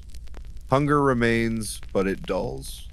The pottage settles in the gut like a stone, heavy, slow, but sustaining. The taste of necessity. The medieval breakfast is not designed for pleasure. It is an equation of survival. Food equals strength. Strength equals labor. Labor equals rent paid and punishment avoided. The words fall over them like the droning of bees, while their stomachs protest softly beneath their habits. Fasting is a virtue, and hunger a form of prayer. The body's emptiness is meant to make space for God, though the God of the monastery is as silent as the stone walls. The weight of habit. Breakfast, for all its bleakness, is a ritual of belonging. It binds family and community. Among the gentry, it may consist of bread, cheese, and ale, perhaps a bit of cold meat from the night before. Freshness is rare. The morning meal is utilitarian, even for the privileged dinner is the true occasion. Still, their ale is stronger, their bread finer, and their sicknesses fewer. Privilege is measured not in what one eats, but in what one may refuse to eat. The sound of the hearth. Imagine standing within that cottage at dawn. The crackle of the fire, the low bubbling of the pot. The day stretches ahead, endless and gray. The breakfast has done its work. It is not satisfied, but it is enabled. The body moves because it must. There is no beginning to the pottage pot. It is not a meal, but a condition, a permanent thing, like the roof, the fire, the smell of sweat and smoke that clings to everything. Barley, oats, or peas, whatever grows, whatever remains, the liquid is not broth in the modern sense, but a heavy, gluey suspension, opaque and uninviting. It coats the spoon, the lips, the teeth. It has the scent of earth and smoke, of iron and root. The pottage is the essence of medieval cuisine. It requires no recipe, no precision, no luxury. It accepts anything vegetable, bone, leaf, or rind, and gives back sustenance. The flavor is incidental. What matters is the weight in the belly. What comes out? The pottage serves every hour. In the morning, it is breakfast ladled thick into wooden bowls, eaten with stale bread. At midday, if there is time, it may be thinned with ale or milk. At night, what remains becomes supper. By then it is deepened in flavor, though that flavor often borders on rot. The line between fermentation and spoilage is a narrow one, crossed often, but the body, accustomed to dirt and decay, tolerates what would fell a modern stomach. Children run with bowls, sharing, stealing, laughing. Food is survival, but it is also the rhythm of community. Each hearth echoes the next. When the fire returns, the first act is always to stir the pot again. A ladle of water, a handful of grain, a whisper of salt, the spell resumes. Life begins where it left off. Then she strains the liquid through a cloth or a bundle of twigs, leaving behind a paste of grain that will be fed to the pigs or the children, whichever cries first. The hot liquid, the wort, cools slowly in a broad tub.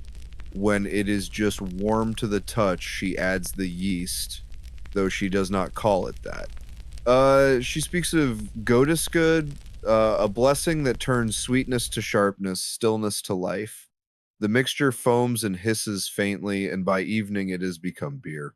weak beer, thin beer, small beer, but safer than any well. By the next morning, it will be ready. The first mug is for the father, the second for the mother, the rest for the household, even the smallest child. The brew is cloudy, yeasty, with the scent of bread left too long in the oven. It is not refreshing so much as reliable. It dulls the edges of thirst and fills the belly. It softens the hunger that no meal ever quite quenches. The taste of safety. The taste of small beer is the taste of daily life. Faintly sour, faintly sweet, always unfinished. Each household's brew has its quirks: more malt when barley is plentiful, more water when it is not. In good times, a handful of herbs gives it character: yarrow, sage, rosemary, even bog, myrtle. Hops are rare, still creeping south from Flanders, regarded by many as a foreign corruption that spoils the clean taste of ale.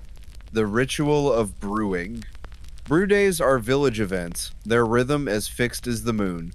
Smoke pours from chimney holes, and the air fills with a damp sweetness that clings to clothing.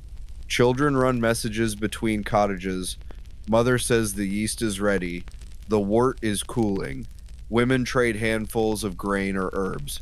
Brewing binds them together as tightly as childbirth and burial.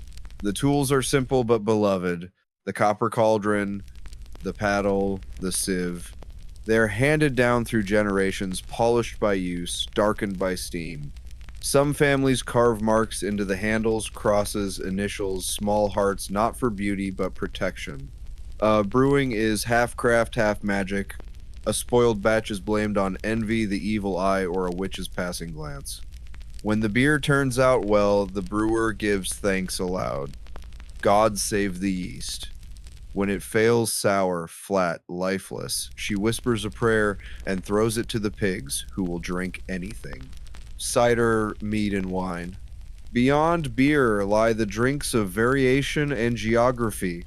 In the orchard counties, where apples are plentiful, cider replaces ale. It is sharper, more treacherous, capable of sudden fermentation that can send a man reeling. Its color is pale gold in the jug, its scent clean, almost pure, a rare thing in this fetid age. The peasants love it, though it stings the tongue. It travels in barrels across rough roads, taxed at every gate, diluted with water to stretch it further. The nobles drink it spiced and warm, the priests use it in sacrament, the merchants boast of it. The poor taste it only in dream or in communion, where a single sip is said to contain salvation. They believe it, for faith is cheaper than grapes. A little honey if there is any, a scrap of ginger if fortune has smiled. It soothes the throat, settles the stomach. It is medicine, comfort, lullaby. The child sleeps, the mother drinks what remains. Inside, the beer glows amber in the firelight, a humble shield against the countless invisible deaths that prowl beyond the door. They drink, they live another day. By noon, the sun has climbed high enough to show the full ugliness of things.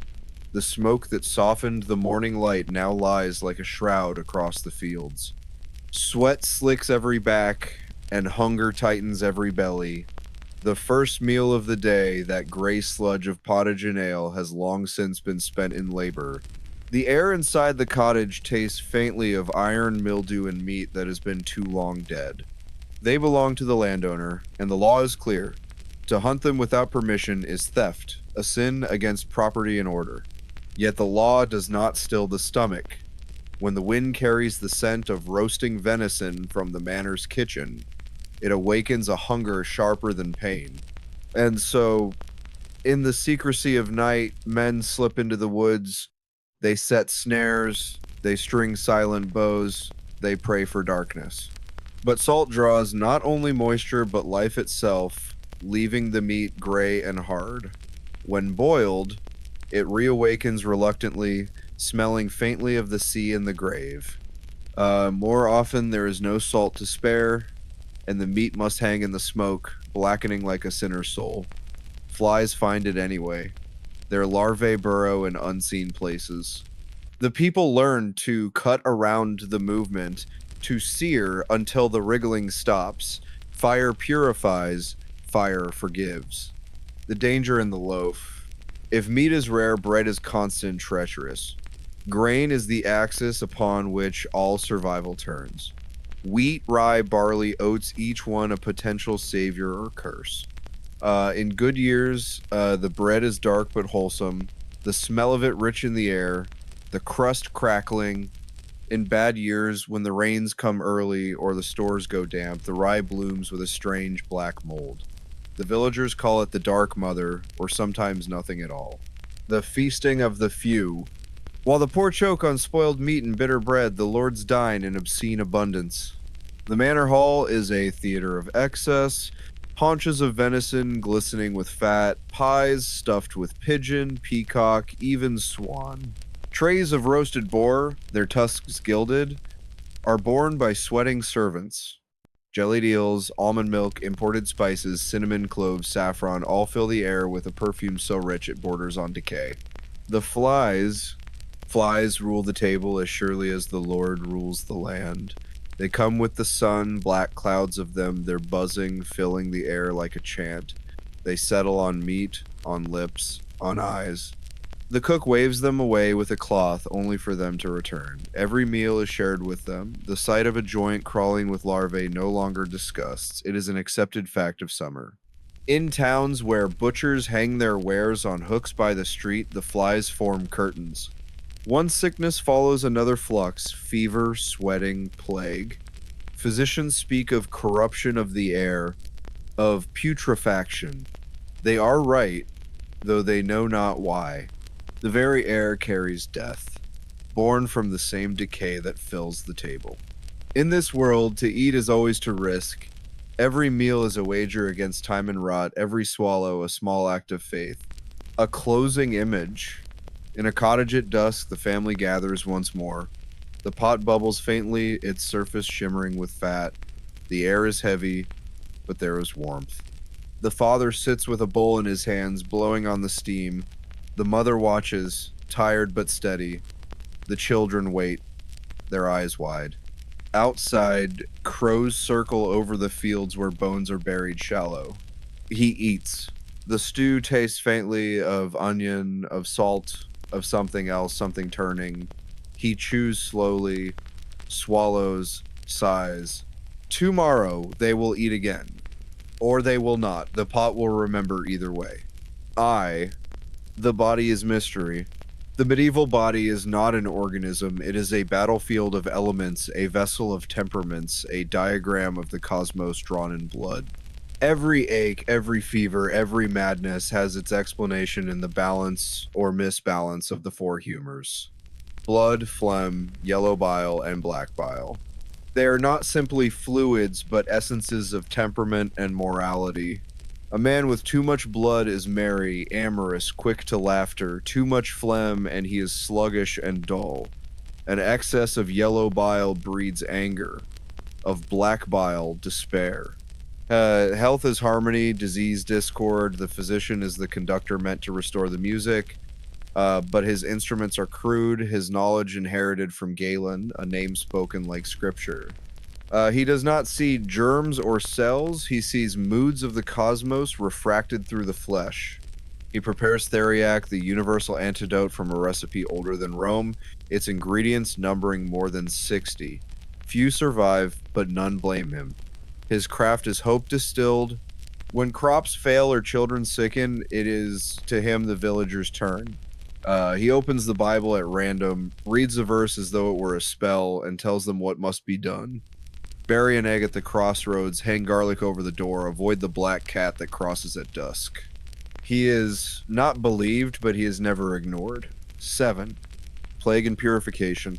Then comes the sickness that mocks all cures. It arrives on the wind, from the east, from the sea, from God. The year is 1348, and death walks openly through the streets. The air thickens with incense and fear. The swelling's black, hard. The size of eggs bloom in the armpits and groin. The fever burns. The tongue blackens. Blood seeps from nose and eyes. Within 3 days, the body collapses. They are close, almost right, but not close enough. They build fountains in stone, hoping purity will follow for him. It does not. The true cause, the invisible multitudes, lies centuries away from discovery. Until then, they brew, they boil, they bless. The body remains at war with its own necessity. Between them stands hope, fragile as a candle flame. If the fever breaks, they call it a miracle. If it does not, the body is washed, wrapped, and carried to the churchyard before sunset. Death is so common that it loses its sharpness. Children learn to look without weeping. The smell of sickness becomes part of the house, mingling with bread and smoke. 13. The Last Supper. When the sick man knows he will not rise again, he asks for ale. The priest comes with bread and wine, but the ale is what he thirsts for, the taste of life, bitter and real. The cup trembles in his hand. He drinks. It is warm, sour, familiar. He sighs. Outside, the night is full of rain, the gutters overflowing. The same water that killed so many now sings softly beyond the walls. He listens. For the first time, it sounds almost clean. She bears not only the weight of the harvest, but of the home, grinding grain, tending animals, mending, cooking, birthing, burying. She moves between field and hearth without pause, her body a vessel of exhaustion, her role is fixed by law and faith. She belongs to her husband, her father before him, and to the church that tells her obedience is holiness. She is wed as soon as she bleeds, 12 or 14, sometimes younger. Her wedding is less a celebration than a transaction. A dowry is paid, vows spoken, and her life shrinks to the walls of her hut and the reach of her husband's temper.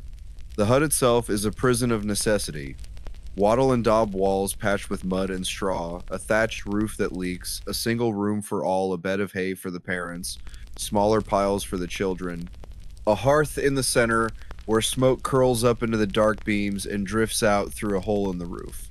There is no chimney, no window, but a slit covered in oiled cloth. The air inside is thick, sour, with sweat, manure, and the ever-present damp. In summer it bakes, in winter it freezes. Rats scurry underfoot, fleas breed in the bedding. The animals goat, pig, chickens share the space for warmth. Their breath mixes with human breath. The smell is life itself. Food is always uncertain. What is grown must last until the next harvest. Mothers die in childbirth, their bodies split by the effort of bringing life into a world that does not want it. Every pregnancy is a gamble, every delivery a threshold between worlds. The midwife comes with her herbs, her whispered prayers, her hands trembling from experience. Sometimes she saves 2 lives, more often 1, sometimes none. The survivors bury the dead quickly. The earth takes them as easily as it yields its crops. Winter is a slow crucifixion, not only of hunger or sickness, but of judgment. The church watches as closely as the Lord. The priest preaches obedience from the pulpit, warns of hellfire for those who question their place. Sin is everywhere, in laziness, in anger, in desire. A peasant's life is short, his soul must be long. He confesses weakly, kneeling in the cold chapel, murmuring his failings to a man who has never known hunger. The tithe is paid, 1/10 of all they have, to God and his representatives. Even the poor owe coin to the Almighty. And yet, there is comfort in the rhythm. Work, pray, eat, sleep. The certainty of hardship becomes a kind of peace. There is no choice, and thus no guilt. The peasant knows his world intimately, the smell of rain on soil, the sound of a scythe through grass, the shape of every hill. He lives and dies within the same few miles, yet in that small circle lies an entire universe of endurance. They dance barefoot, their shadows twisting on the grass, and for a few hours, labor loosens its grip. Even the steward smiles then, for even cruelty needs its holidays. But when the fire burns out and the smoke rises into the star-strewn dark, everyone knows that tomorrow the fields will call again. Work waits, eternal as sin. Winter returns and the wind gnaws through the cracks of the hut, biting at fingers and ears. The water in the pail freezes, the oxen's breath steams like ghosts. The man chops wood until his hands bleed, his axe head dull. The woman spins wool near the fire, the thread catching in her cracked skin. Sometimes she sings to keep the children from noticing the hunger, her voice thin as smoke. They eat what they can, turnips, onions, salted scraps. When the stores run low, she waters the stew until it becomes memory. Disease visits often, the coughing sickness, the sweating fever, the flux. There is no doctor, only prayers and herbs. Grief is a private thing in a world that has no time for it. At the manor, the Lord holds feast and hunt. From the church, the bell tolls for Mass. Beyond both stretches the same horizon of labor. The years blur together until even memory becomes a kind of fatigue. Yet beneath the weariness there is endurance, a quiet defiance that no whip or sermon can erase. They survive, and in survival there is a kind of triumph, small but unyielding. When the man grows old, if he lives so long, he watches his son take his place, the same motions repeated with younger strength. He feels pride, not in possession, but in continuation. The fields he never owned will feed his blood another generation. When he finally lies down and does not rise, the world does not change. The sun climbs, the oxen move, the plow cuts. The woman mourns, then returns to work. Life closes over the dead like soil over seed, and from that soil new labor grows. The Bible rests chained to the altar, unreadable to all but those who wear the tonsure, its mysteries locked behind a language as foreign as the stars. The people bow before it anyway, trembling, as though the very pages might burst into flame at their unworthy touch. Each Sunday they gather, eyes downcast, while incense drifts like fog through the cold nave, the priest thunders of sin, of fire without end, of the worm that never dies.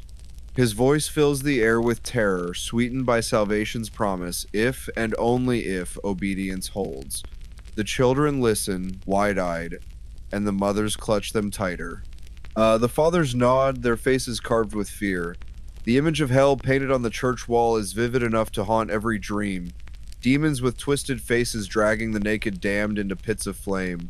Priests among them reminding all that no rank or birth shields a sinner. Masses are said, candles lit, and hope fragile, desperate flickers a little longer. Meanwhile, the living continue their toil beneath a sky that offers neither comfort nor explanation. The Lord's steward demands his due as the church demands hers, and between the two there is little left for those who labor. Law is a thing of privilege, not of justice. The same blade that defends the manor enforces its taxes, the same gallows that hangs a thief spares a noble. Yet the world goes on. The sun rises over fields newly plowed by hands that tremble but still move. The children of the dead grow and take their place, learning the same prayers, fearing the same punishments, enduring the same injustices. The church writes their history in gold and vellum, they live it in mud and blood. The Lord hunts in his forest, the peasant poaches in secret, knowing that discovery means the gallows. Every rabbit is a wager, every fish a sin, and yet beneath the rituals and the fear, there lingers a question unspoken, heretical, dangerous. What if there is nothing beyond this? What if all their suffering is only wind and dust? None dare voice it, but in their hearts some suspect the truth. Still, the fields must be tilled, the tithes paid, the prayers said. The world turns. The church rules.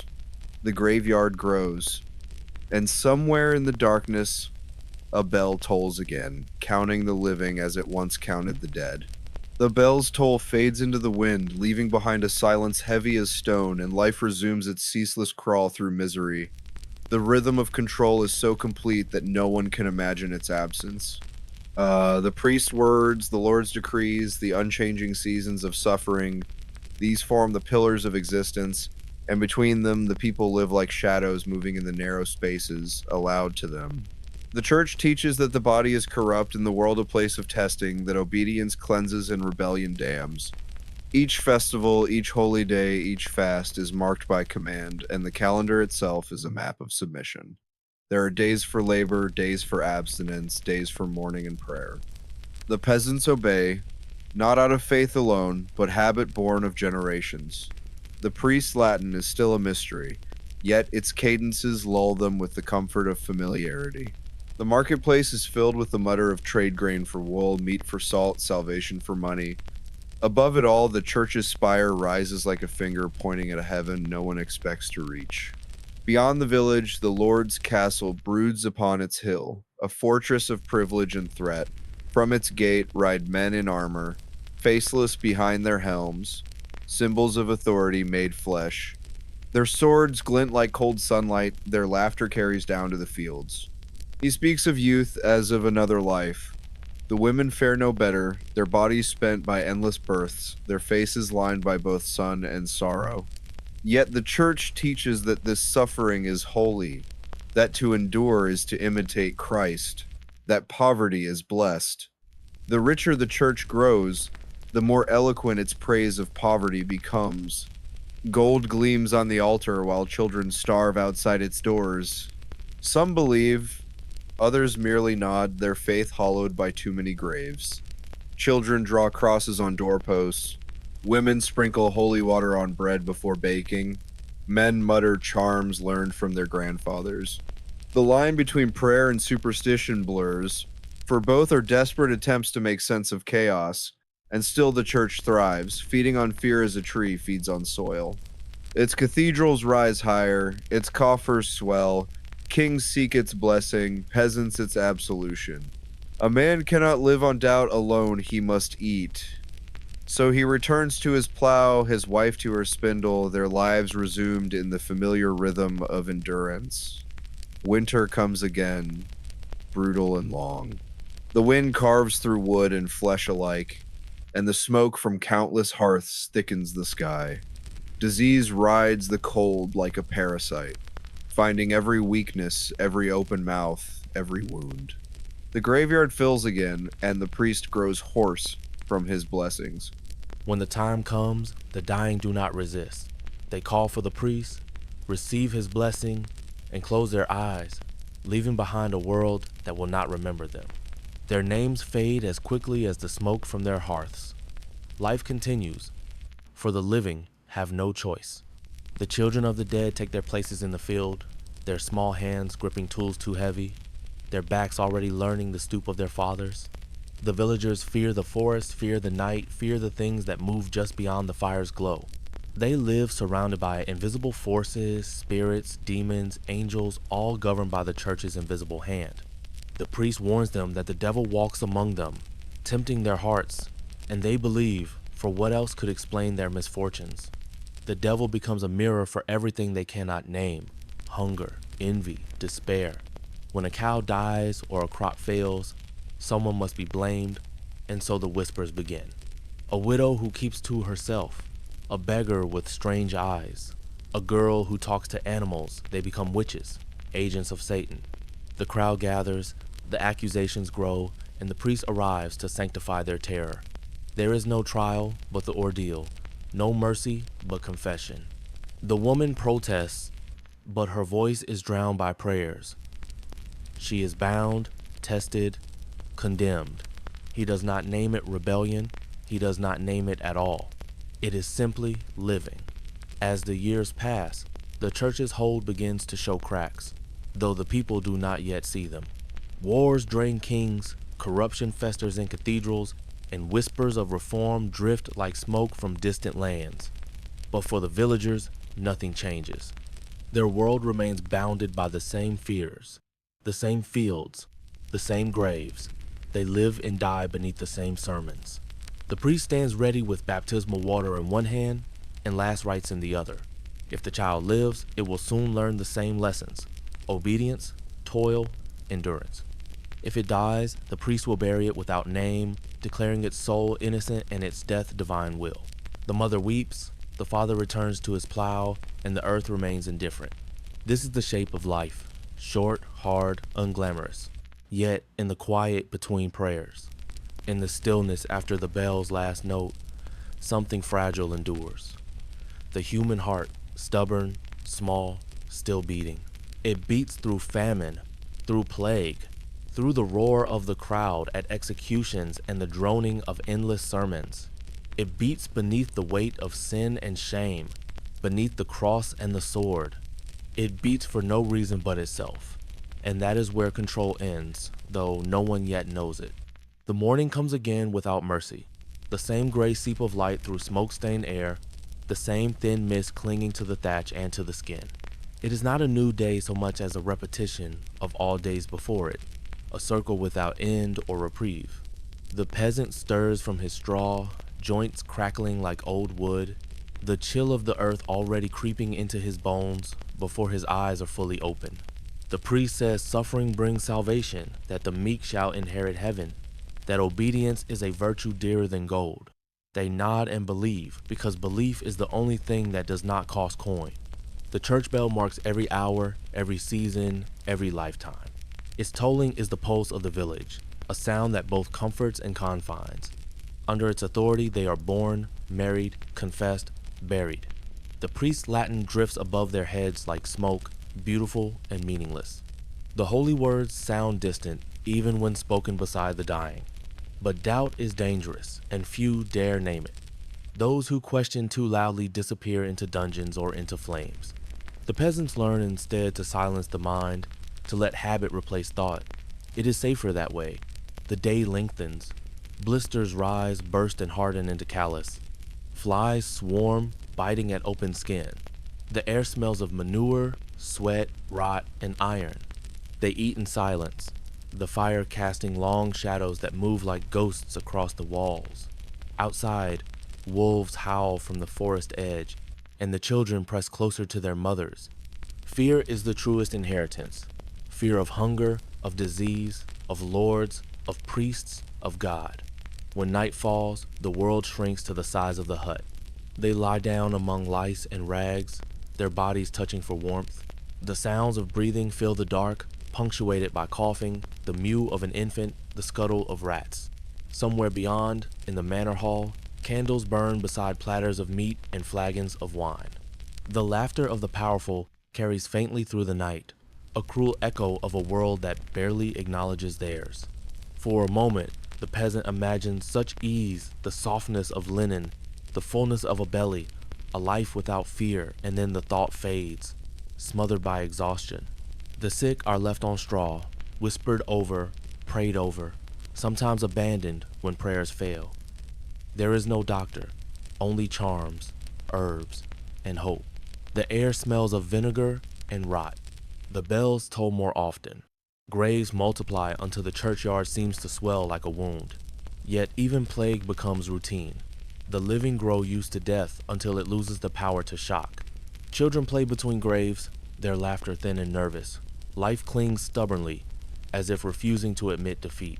And so the centuries turn on this wheel of faith and fear, each generation born already bowed.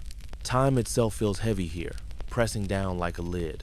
The fields never truly rest, and neither do the souls bound to them.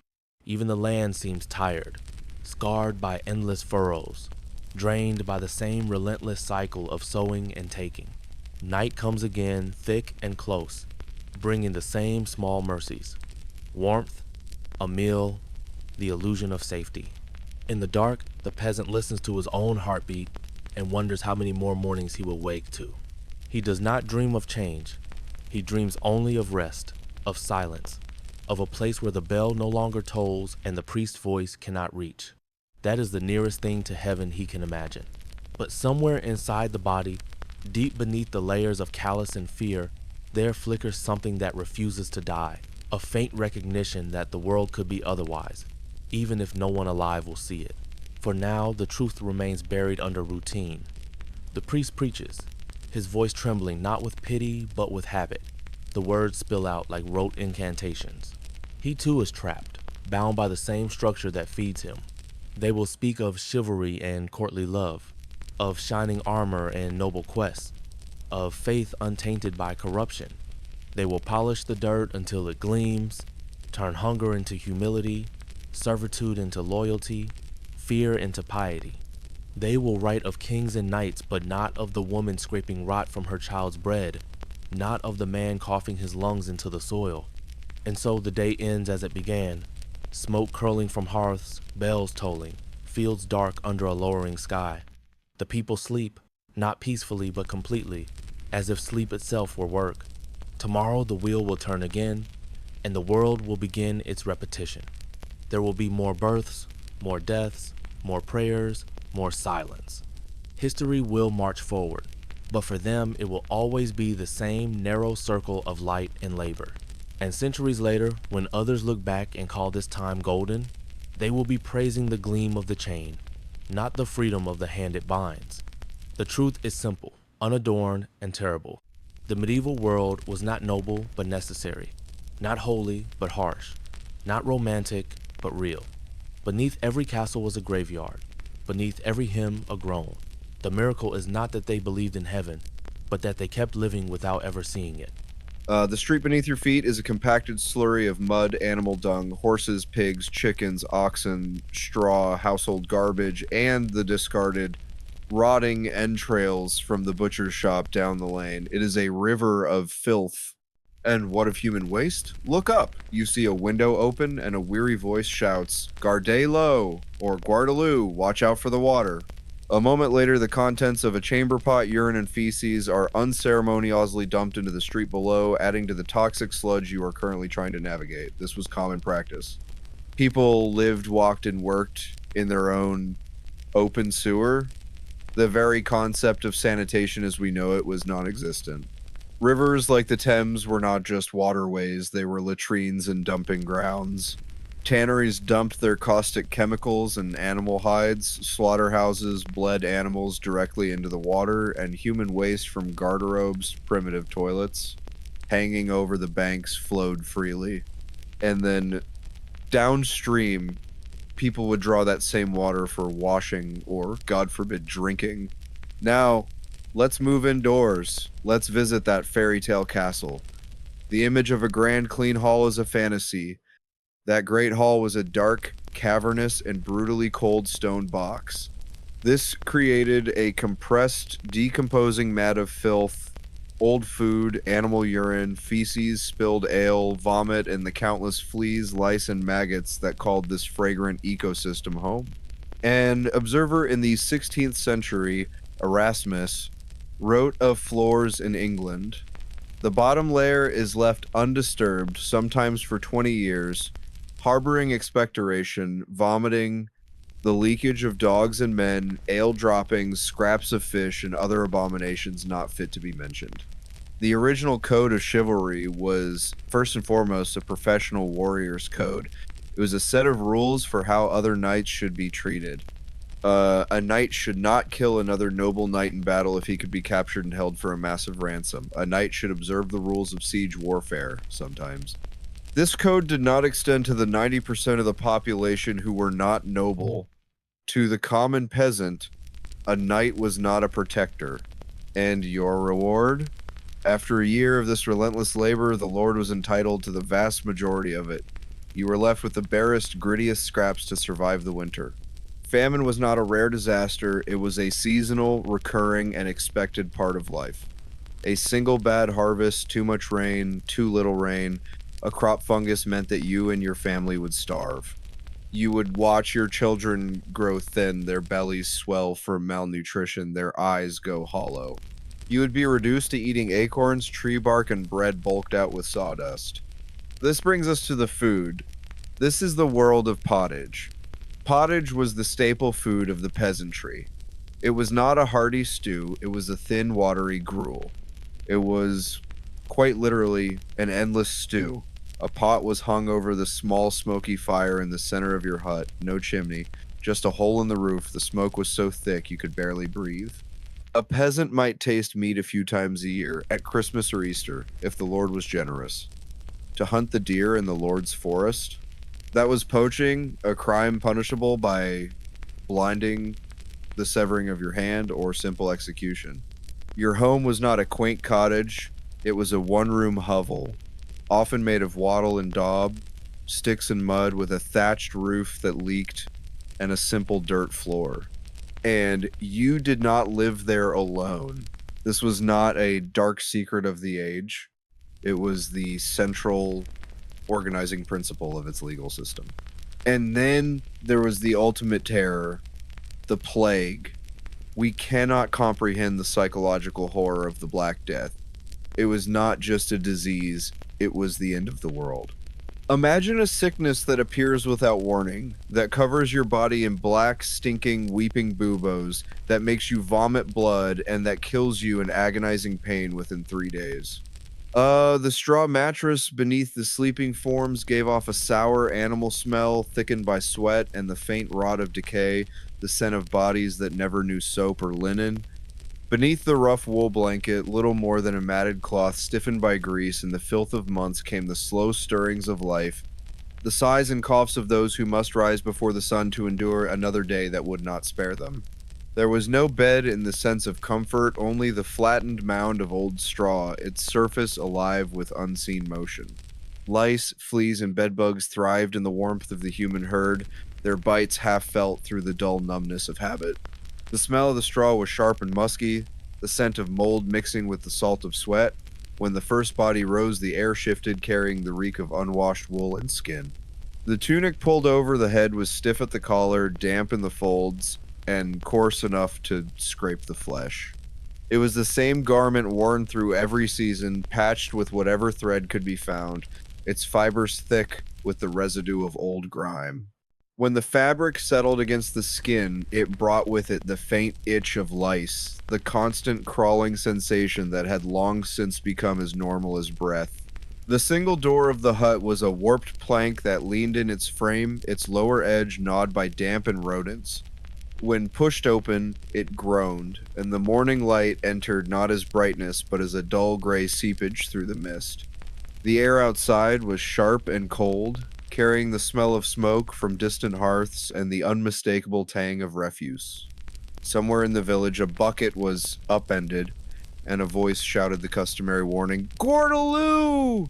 Its stench was inescapable, though it blended with the greater smell of the room so completely that it ceased to shock. When the bucket neared full, it was carried outside, the contents sloshing dangerously, to be flung into the street with a warning cry. The splash would mingle with those of the neighbors, with the waste of animals and the runoff from the tanner's pit at the edge of the settlement. The result was a landscape that steamed faintly in the cold, a living broth of decay and existence. No one questioned it, for it was all they knew. In the towns, it was worse. The narrow streets were canyons of filth, where walls leaned inward and the upper stories nearly touched. The gutters that lined the cobbles served as both drain and sewer, and when rain came, it washed the refuse from doorways into a single torrent that carried with it everything unmentionable. Public latrines existed, little more than benches above open pits, the stench rising in thick clouds. There was no pretense of modesty. Privacy was a notion for nobles and scholars. The common folk lived shoulder to shoulder, and their bodies, their smells, their needs were a shared fact of existence. Beneath it, the skin itched constantly, crawling with unseen life.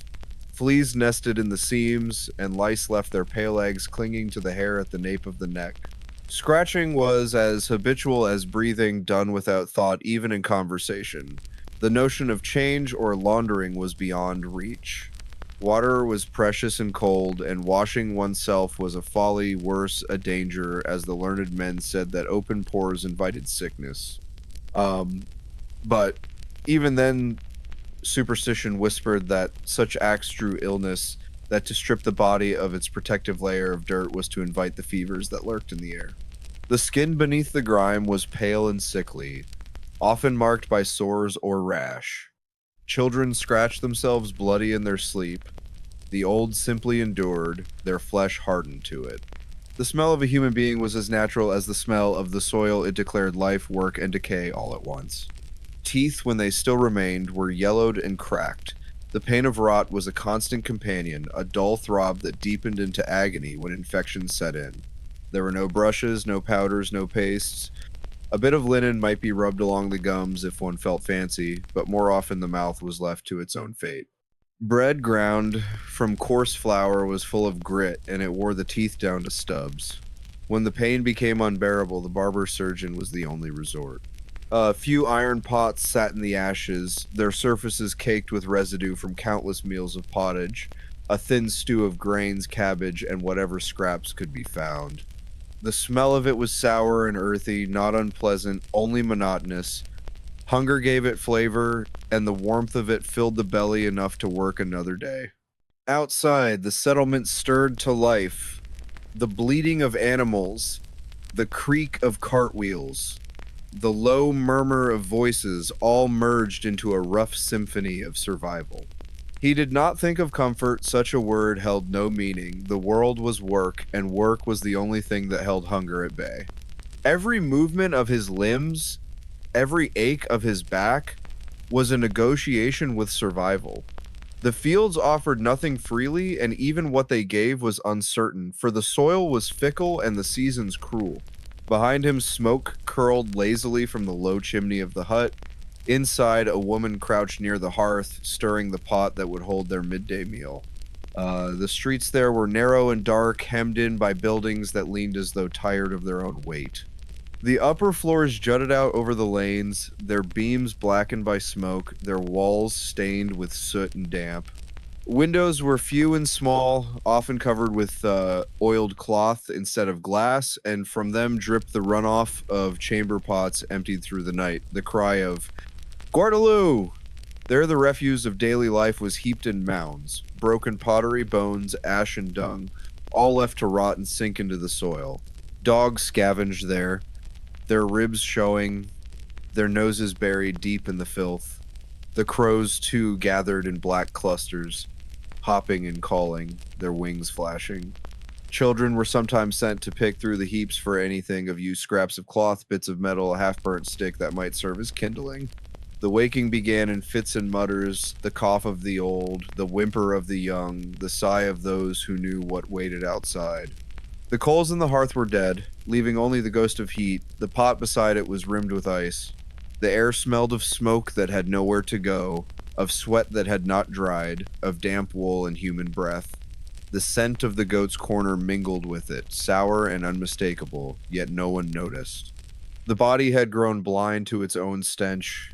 The day's first task was always the same. A pot of water must be fetched, and so a figure rose, pulling the stiff tunic over chilled skin.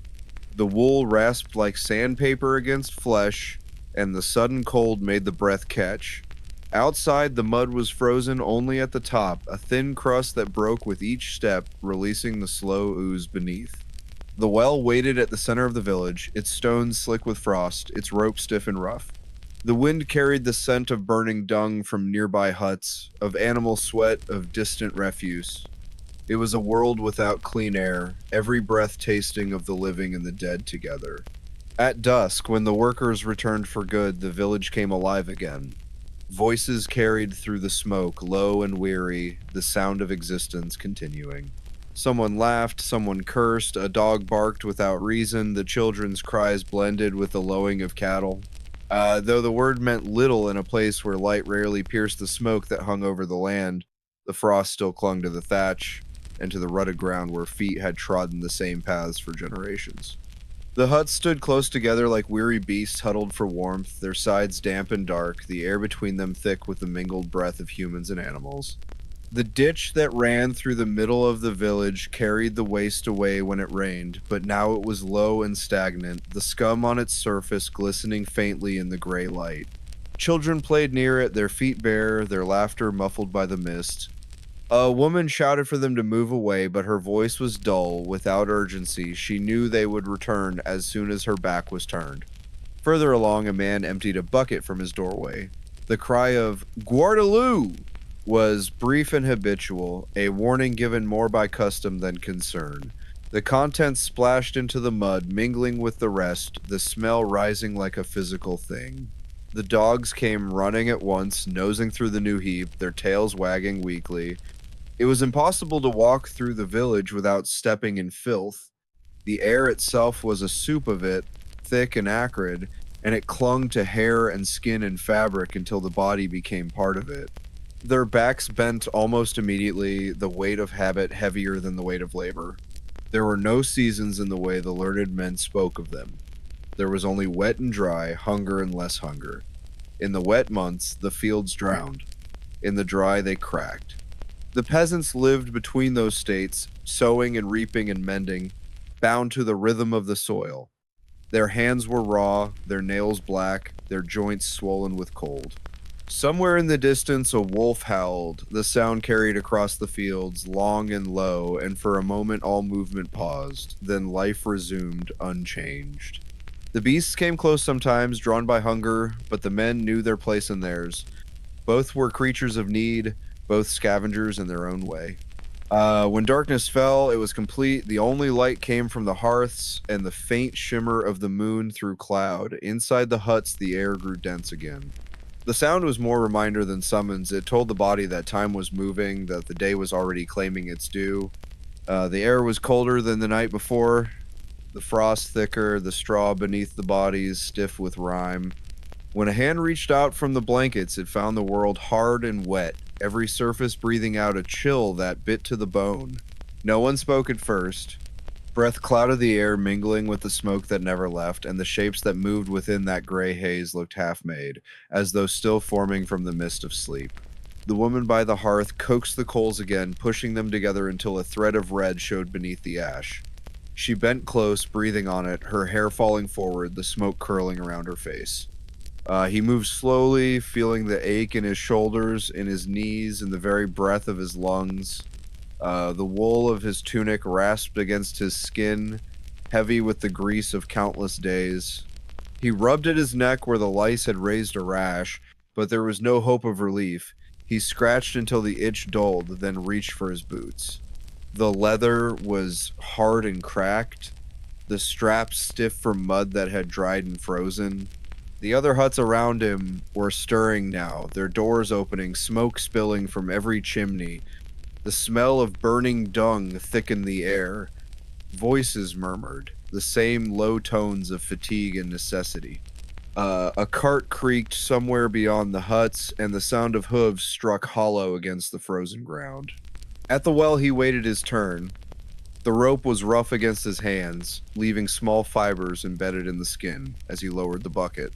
Outside, the world dimmed again. The short day gave way to the long night, and the village sank into its usual stillness. The wind rose, rattling the thatch and making the door creak on its hinges. Somewhere a dog barked, then fell silent. The man stirred the fire one last time before lying down beside his family, the straw rustling beneath them. The lice began their nightly wandering, the itch familiar and endless. The pot begins to bubble, emitting a low, wet sigh. The woman stirs it slowly, scraping the sides, breaking loose the hardened skin from yesterday.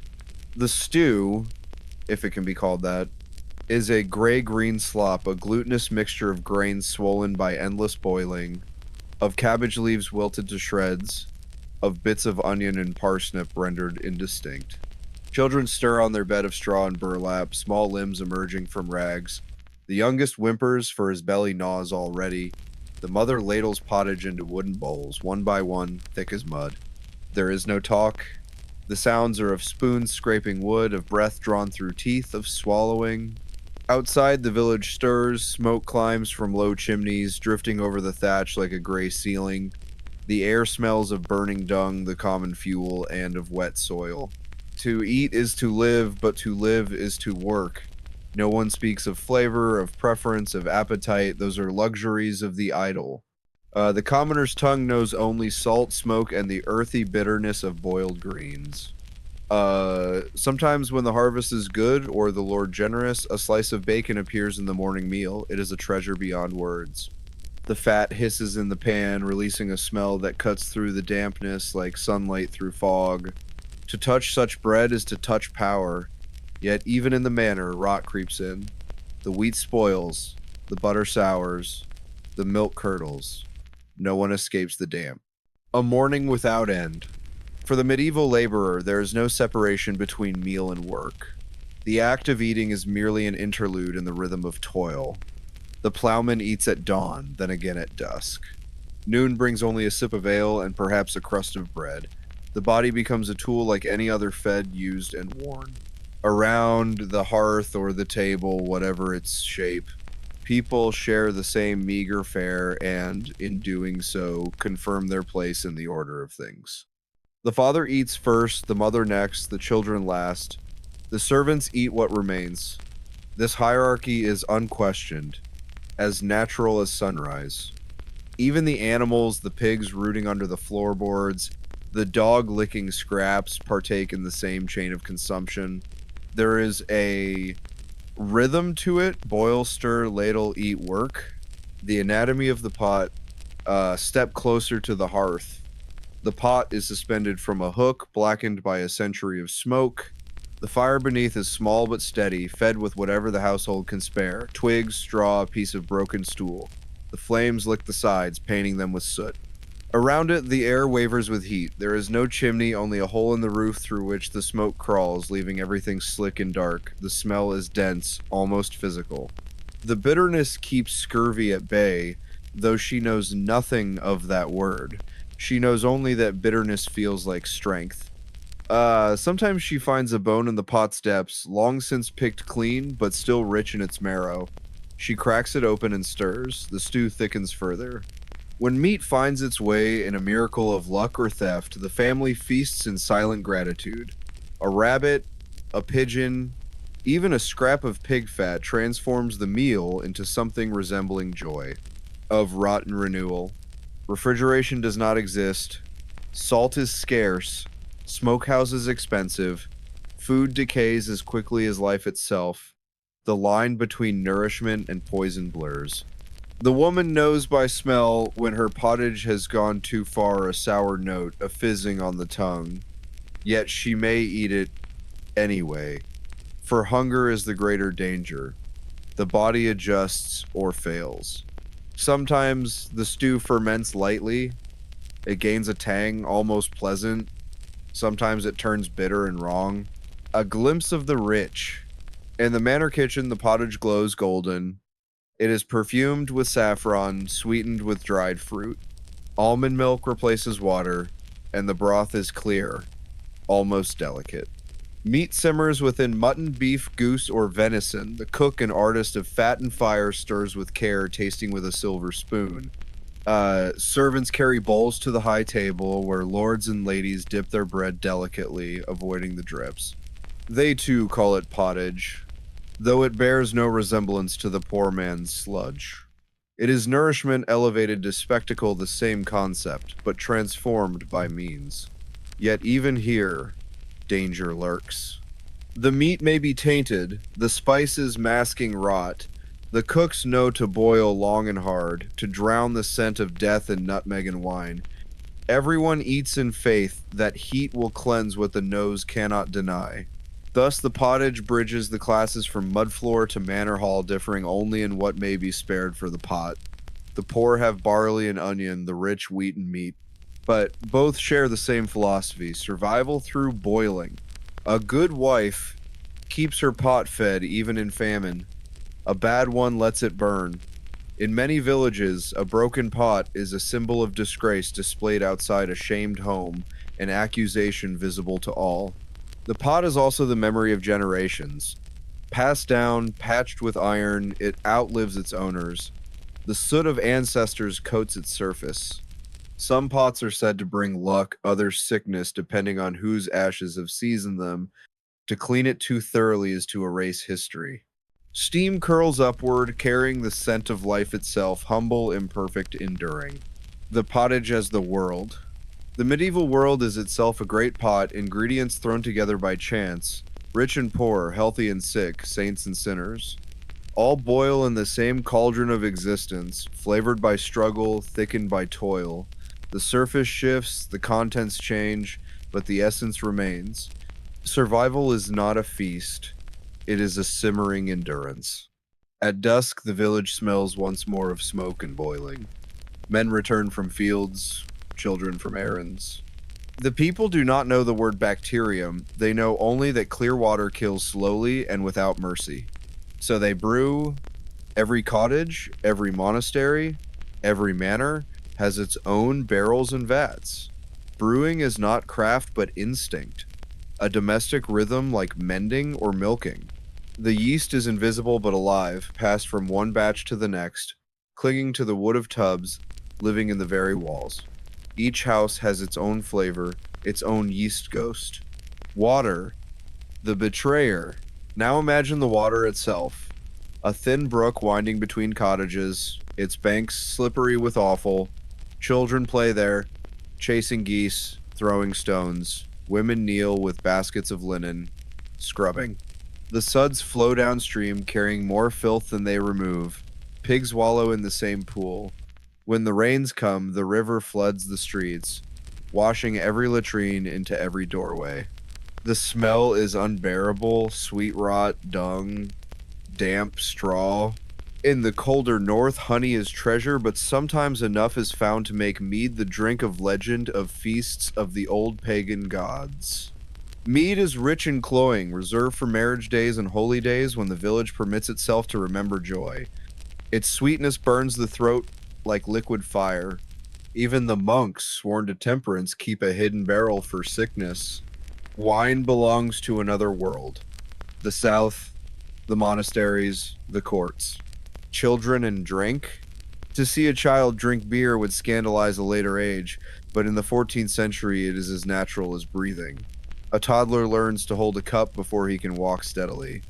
Mothers test the ale on their own tongues before giving it, checking that it has turned gentle the second running, weak and safe. They call it boy's beer. It keeps the child from thirst, from flux, from death. In winter, when illness prowls, the ale is warmed with herbs. The edge of intoxication.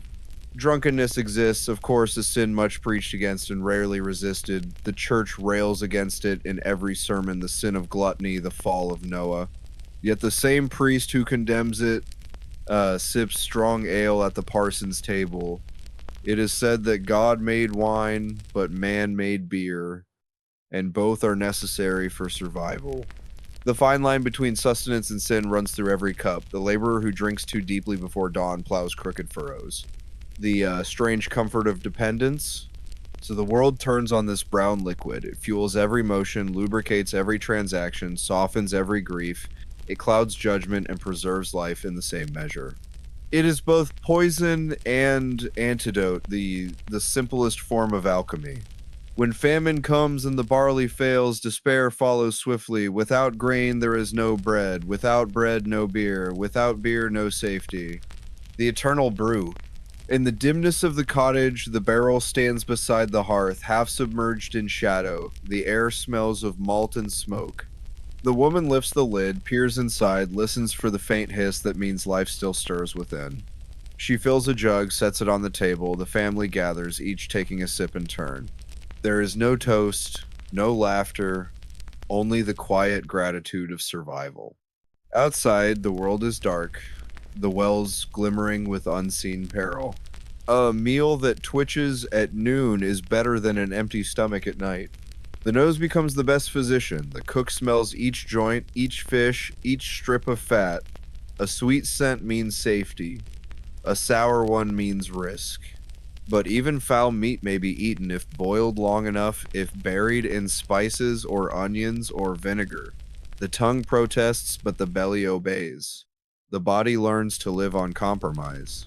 They know it by its effects, the trembling of limbs, the fire in the blood, the visions that seize the mind. Ergot, the invisible parasite, it turns bread into madness. Those who eat its bread fall into strange fits. Some dance until their muscles tear. Others claw their own skin as if worms crawl beneath it. Fingers blacken and drop away like burnt twigs. The priests call it divine punishment, Ignis Sasser, the holy fire. The afflicted are gathered, prayed over, sometimes driven from the village. The fields, they say, are cursed. The cure, they insist, lies in prayer, not in harvest. The people know otherwise, though they cannot name it. They know to avoid the darkest rye, to beg or trade for barley if they can. Yet famine leaves no choice. Bread that kills slowly is still bread. When that happens, desperation breeds invention, bark is ground into meal, acorns are leached of bitterness and boiled, horseflesh, even carrion, becomes food. There are tales whispered, never written of famine so deep that graves are disturbed. The church forbids such acts, but the stomach is older than scripture. They eat together under the hedge, the air filled with the buzzing of flies and the hum of distant bells. The food tastes of effort, of endurance. When it is gone, he licks his fingers, drinks, and returns to the soil. Dinner is not a pause, it is merely the continuation of work by other means. Hunger's etiquette. Hunger shapes behavior as much as belief. The poor learn the art of pretending satisfaction. A family of 6 will make one loaf last 3 days. The mother eats least, the father slightly more. The children, all that remains. When guests arrive, even beggars, a token portion is offered. To refuse hospitality is sin, though to offer it may mean starvation. At harvest festivals, everyone feasts together, but the feast is symbolic, the illusion of abundance. The sickness of spoil. Food, when it turns, becomes an enemy within. The medieval body, weakened by labor and lack of hygiene, succumbs easily. Fevers come from nowhere. A sour bite of fish, a strip of moldy bacon, a loaf stored too long. The stomach churns, the head burns. Vomit, then silence. The healer comes with herbs, with prayers, with the same dull hope. In the towns, outbreaks are common, meat markets overflow, and refuse rots in alleys. Cats and rats multiply. The feast and the fast. The calendar itself is ruled by food or its absence. The church commands more than 100 fasting days a year when meat and dairy are forbidden. On those days, fish reigns. But fish spoils as quickly as flesh, and even salted, it breeds sickness if left too long. The result is an unending circle of abstinence and indulgence, starvation sanctified by schedule. On feast days, the rules reverse. Gluttony is permitted, even encouraged. The physician measures the pulse, examines the urine, always the urine, holding the flask to the light as if divining from amber. He compares its color to his chart: straw, honey, ochre, brown, red. He sniffs it, swirls it, sometimes tastes it. From this, he declares whether the balance of humors has been disturbed. If the patient is poor, the physician is far away, his knowledge is unreachable as the stars. Instead, the sick turn to the barber surgeon, the wise woman, or the priest. The survivors drink more than ever, pray louder than ever. When at last the pestilence passes, those left alive stumble through a quieter world. They have learned nothing save that life is cheap and beer still safer than water. IX. The sick room. In a cottage, sickness transforms space. The patient lies on straw wrapped in wool, the fire low.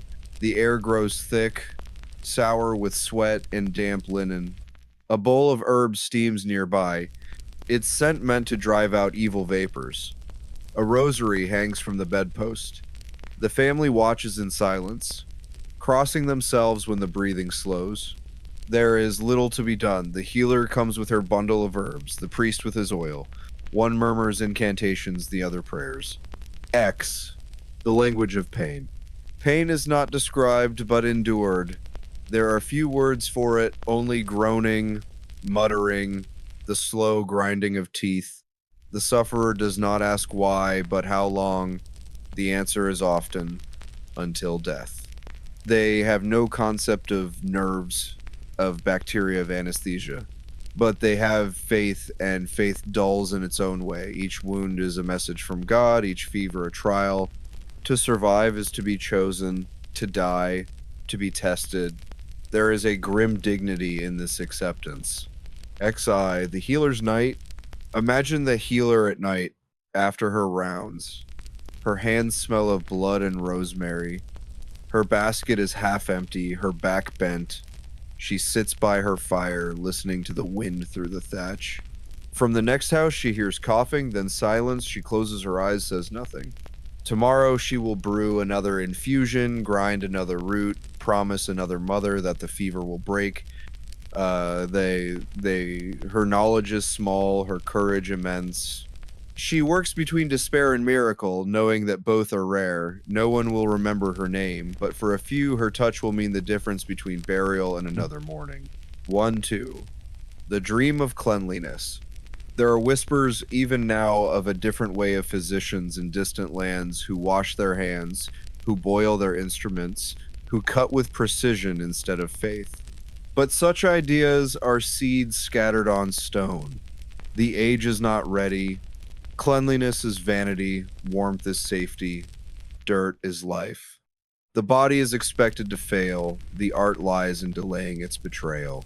In monasteries, however, the first inklings stir. Brothers notice that washing before prayer lessens illness, that running water smells sweeter than stagnant. They cannot yet name the reason, but they sense pattern.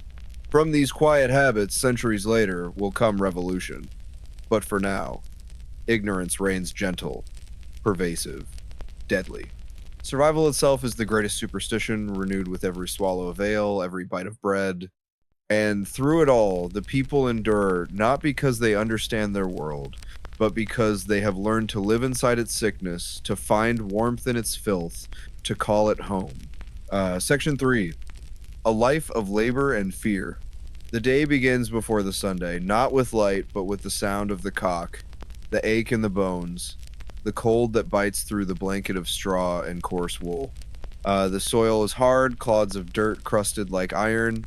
The man shoulders his hoe, his spade, or the wooden plow that his ox, if he is lucky enough to own one, will drag. Most must borrow beasts from their lord's herd, paying in labor or a share of the yield.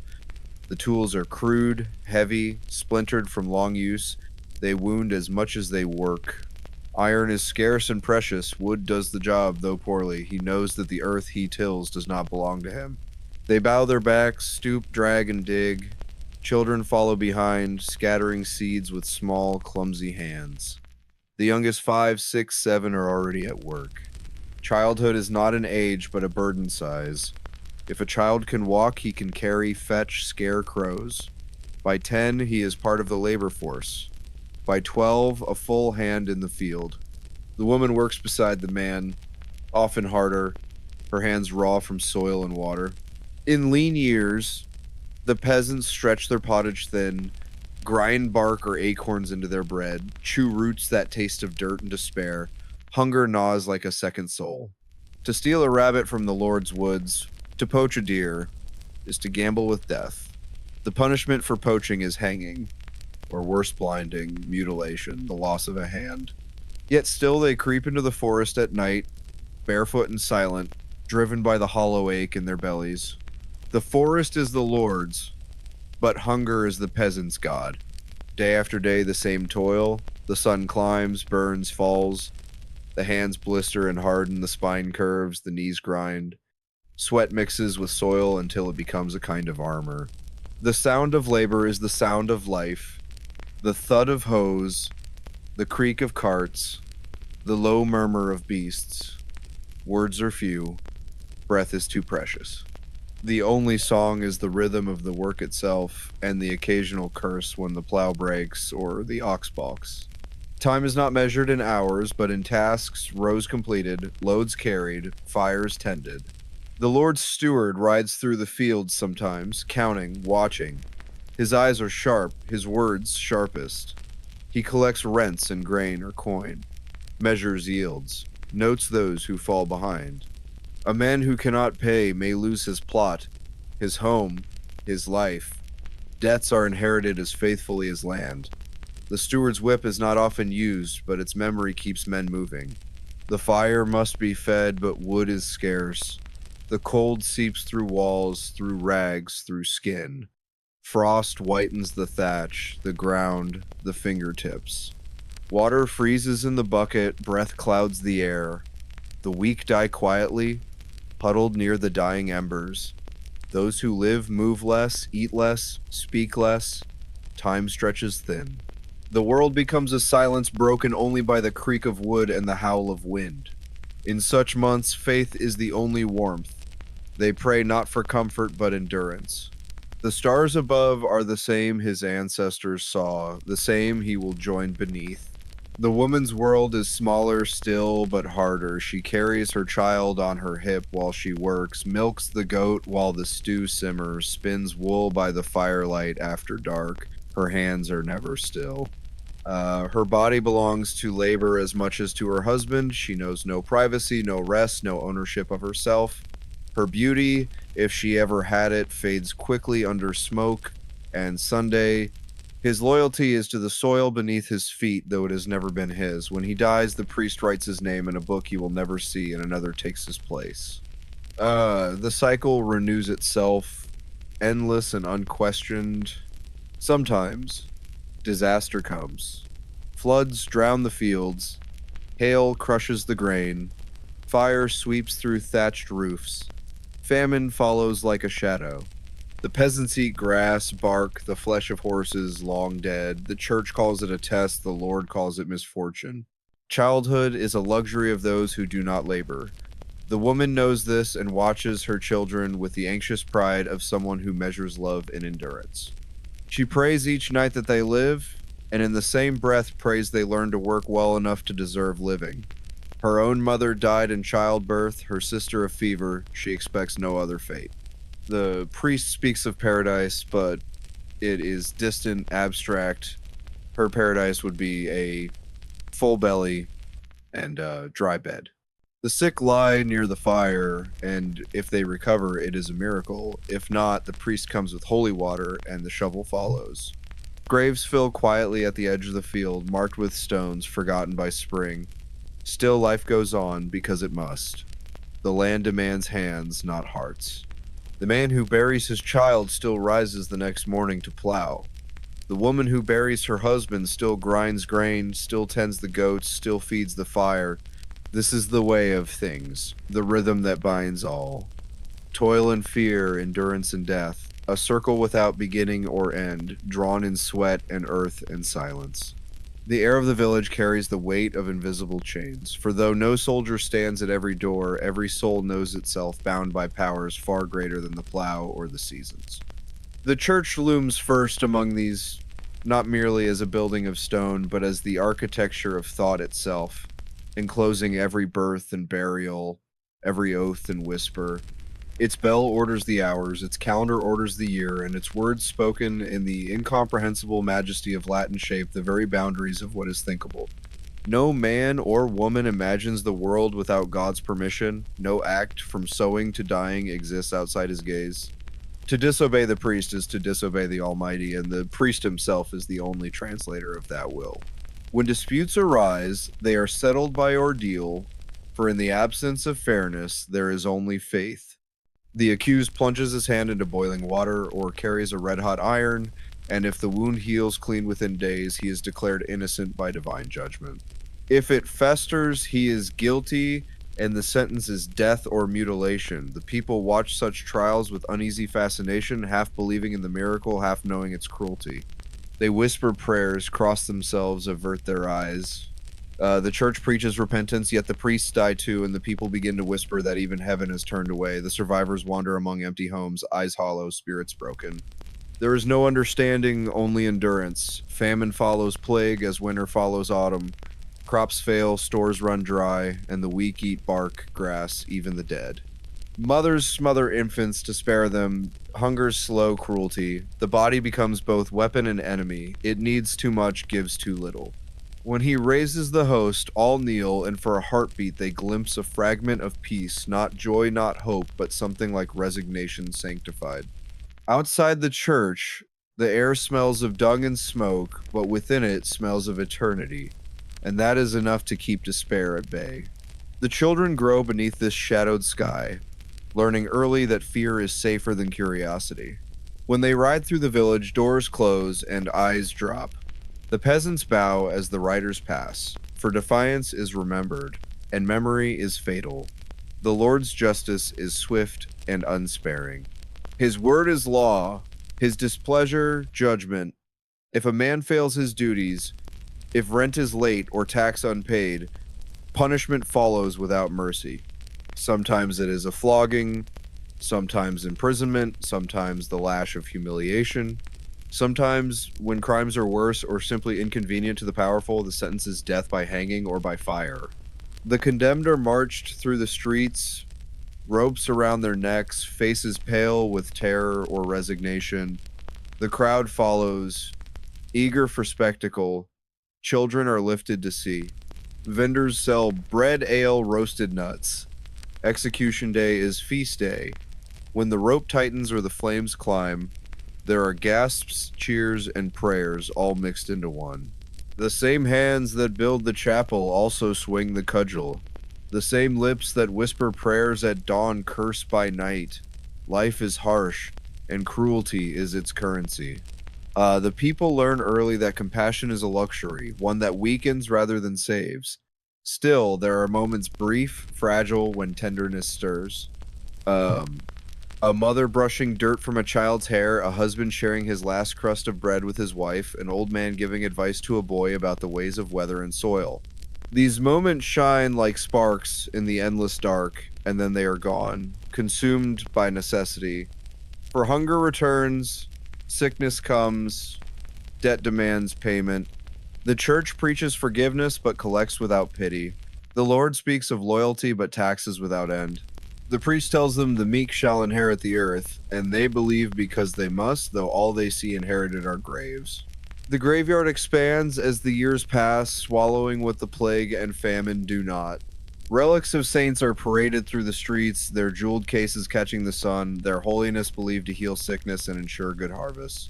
The faithful kneel, offering what little they have, desperate for divine favor.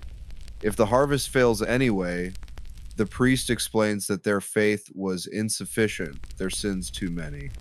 Guilt is the simplest form of control. The people accept it as natural. To be poor is to be guilty, to suffer is to deserve it. Thus the wheel of oppression turns without need for whips or chains. Fear fuels it, and hope oils its spokes. Even the language of heaven becomes a tool of submission. The sermons describe hell so vividly that it seems more real than life. Flames licking the bones, devils carving flesh, endless screams echoing through eternity. Heaven, by contrast, is vague, light, peace, joy beyond comprehension. It is the promise of rest to those too tired to imagine it. Heresy is the ultimate crime because it attacks the foundation of everything, the idea that suffering has meaning, that obedience has reward. Those accused of it rarely survive. Some are scholars who read too widely, others wanderers who preach new gospels, some simply victims of envy or rumor. Their trials are public theater, the verdict always known beforehand. The accused is tortured until confession, then executed for the good of his soul. The people watch, half terrified, half relieved. The question is small at first, so small it cannot be spoken aloud, a mere flicker beneath the skull, gone before it fully forms.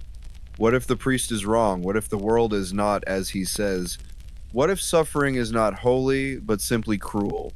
No one dares voice it, yet it moves like a whisper through generations, a murmur beneath the chanting of prayers. But sometimes, when the mass ends and the bell ceases its tolling, there is a moment, a breath, where the silence feels wider than the church, wider even than God. It lasts only an instant before the noise of life returns, yet in that instant a human being feels, perhaps for the first time, utterly alone and yet unafraid. Such moments are rare, swallowed quickly by need. The body still hungers, the child still cries, the debt still demands its payment. They know no other way of being. They have never seen another life. The stories told by firelight are not of freedom but of endurance saints who suffered gladly, martyrs who burned without flinching, peasants who obeyed and were rewarded in death. The lesson is always the same: submit, suffer, believe.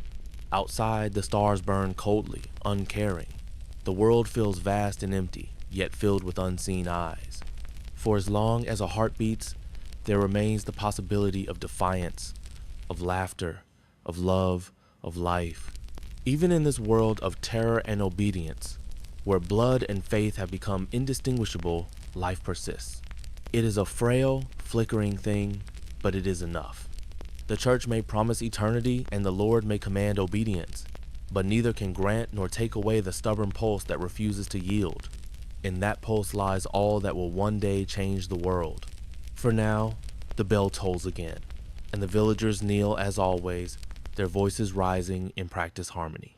Yet somewhere, beneath the sound, beneath the centuries of fear, beneath the endless cycle of control and violence, the earth itself listens and remembers. The day's labor begins before the body has truly awakened. Tools are heavy, crude, indifferent. The soil resists him as if mocking his effort. Each movement is an argument with nature, and nature always wins in the end. Yet he works because to stop is to die. Around him, other figures bend and stoop, a rhythm of suffering as old as the land itself. Their breath clouds the air, their feet sink into mud that never dries. Hunger rides beside them like a silent companion, never fully gone, only sometimes quieter. At midday, if the sun pierces the cloud, they pause long enough to sip small beer and gnaw at bread that could dull a blade. Children play at the field's edge, pretending at the same labor they will soon inherit. The smallest boy tries to lift a hoe, fails, laughs, The sound is strange in this place, too alive. A woman calls him back to her side. Fear already woven into her voice, fear of injury, of disobedience, of being seen idle. Her hands are raw, her face drawn with years that should not yet belong to her. She will bear another child soon, though she dreads it. Childbirth is a gamble with death, and the house already holds too many small graves in the churchyard hill. Still, she prays. Everyone prays. When the sun begins to sink, painting the fields in dull red, it looks less like beauty and more like blood drying on stone. They trudge home, each carrying fatigue like a second body. Inside the hovels, smoke thickens again. The hearths burn peat or dung when wood is scarce. The pottage pot is stirred, its contents uncertain, some barley, a strip of salted meat if fortune allows, a handful of weeds. The taste is of necessity. The church tower leans a little more each year, yet its bell still rings, the sound mixing with crows and wind and the cries of newborns who will not all survive the winter. The priest continues his sermons, warning of hellfire for the disobedient, promising paradise for those who tithe and kneel. The words fall over them like rain, sometimes gentle, sometimes punishing, always unavoidable. They believe because disbelief has no shape they can live inside. His comfort depends on their faith, his meaning on their misery. He tells them that their suffering is holy, that each wound brings them nearer to grace. But even he no longer pictures grace as anything more than absence. Absence of hunger, of pain, of toil. Heaven, he realizes in secret, is simply the end of work. In that thought he becomes like them, a prisoner who dreams of stillness. Around him the fields rustle, the church bells ring, the seasons grind on. Life expectancy hovers like a curse. 30, maybe 40 if luck and weather permit. Few reach old age. Those who do are more bone than flesh, their memories tangled with the dead. Children die so often that mourning is reduced to gesture a lowered head, a muttered prayer, then the return to the furrow. The air is full of ghosts, but no one calls them that. They are simply what remains when the living keep moving. Everything here has the taste of necessity. Kindness exists, but it is quiet, secret, hidden in the small acts that escape notice.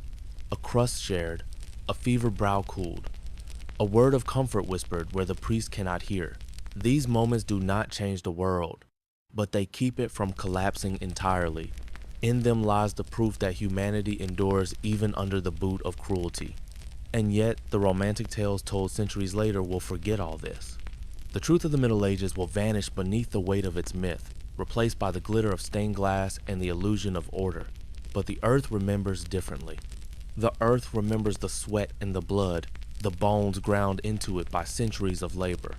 It remembers the hands that tilled and the feet that froze, the endless tolling of the bell that marked the hours of endurance.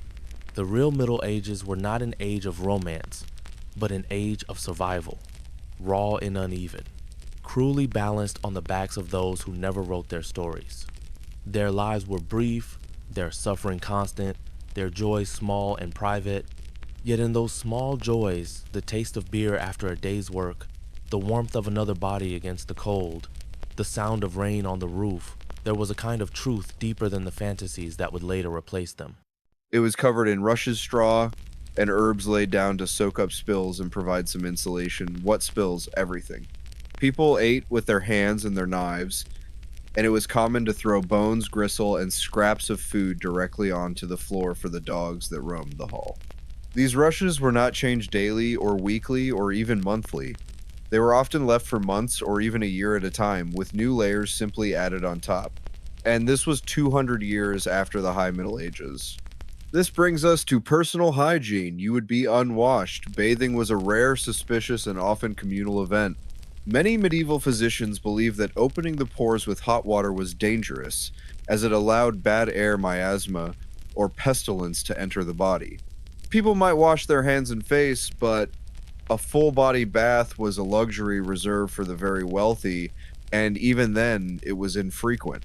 Your clothes? You would likely own one, maybe two outfits. A single rough wool tunic worn day and night, slept in, worked in, sweated in for months on end. It would be stiff with grime and crawling with lice. Lice and fleas were not a sign of poverty. They were a universal fact of life. Everyone had them, from the peasant to the king. They were the pearls of God, an accepted, itching, scratching, ever-present part of your existence. Rust, not a mirror shine, was the armor's constant companion. The magnificent full-plate armor you imagine was a late medieval invention, incredibly expensive, and far from the norm for centuries. It was also less a piece of battlefield equipment and more the medieval equivalent of a luxury sports car, a status symbol for tournaments. And what of chivalry? We imagine it as a code of honor, protecting the weak, respecting women, fighting fairly. This is a 19th century romantic invention. It was a chaotic, terrifying, and bestial affair. The chanson de geste, song of deeds, might speak of glory, but the reality was butchery. A battle was a screaming, clanging, muddy horror. And if you were unhorsed in heavy armor, you were incredibly vulnerable. You might not be able to get up, and you could easily be dispatched by a peasant with a crude knife or simply suffocate in the mud. But the greatest killer in medieval warfare was not the sword or the arrow. Inside the walls, the defenders would starve, eating rats, shoe leather, and in grim desperation, each other. The simple life, a world of pain. So, if the noble life was a filthy, violent fraud, what about the simple life of the peasant? We have a modern fantasy of this too. A rustic, off-grid existence, a pastoral utopia of working the land, living by the seasons, and enjoying the simple pleasures of the harvest. This is perhaps the most dangerous fantasy of all. It was a mind gripped by two profound and constant fears: the fear of God and the fear of pain. The church was not just a place you went on Sundays. It was an all-powerful, all-encompassing, and inescapable force. It controlled time. The church bells dictated the hours of the day. It controlled the calendar holy days and feast days, and it controlled knowledge. The priests were the few who could read the Latin Bible. The floor, packed earth, darkened by years of spillage and trodden filth, held a faint gleam of moisture where the frost outside had crept in. Somewhere a child stirred, the sound of a dry cough scraping through the stillness, followed by a wet sniffle. No one spoke yet. Speech was a luxury of the day. The morning belonged to the groans of waking bodies and the shuffle of limbs disentangling from one another. A cry that sent dogs barking and made those awake, step aside from the splash that followed. The slop joined the others, already streaming down the rutted path between huts, merging into the slow, filthy rivulets that carved their way through the mud. In that mire were the leavings of animals and humans alike, the detritus of life in a place where sanitation was a word unspoken and unknown. The morning work began with a gathering of embers from the hearth. A few coarse barley grains or a crust of hard bread might soften in it before being shared among the waking bodies. Hunger was constant, never sharp enough to kill, only dull and unending, a gnawing presence as familiar as the lice beneath the clothes.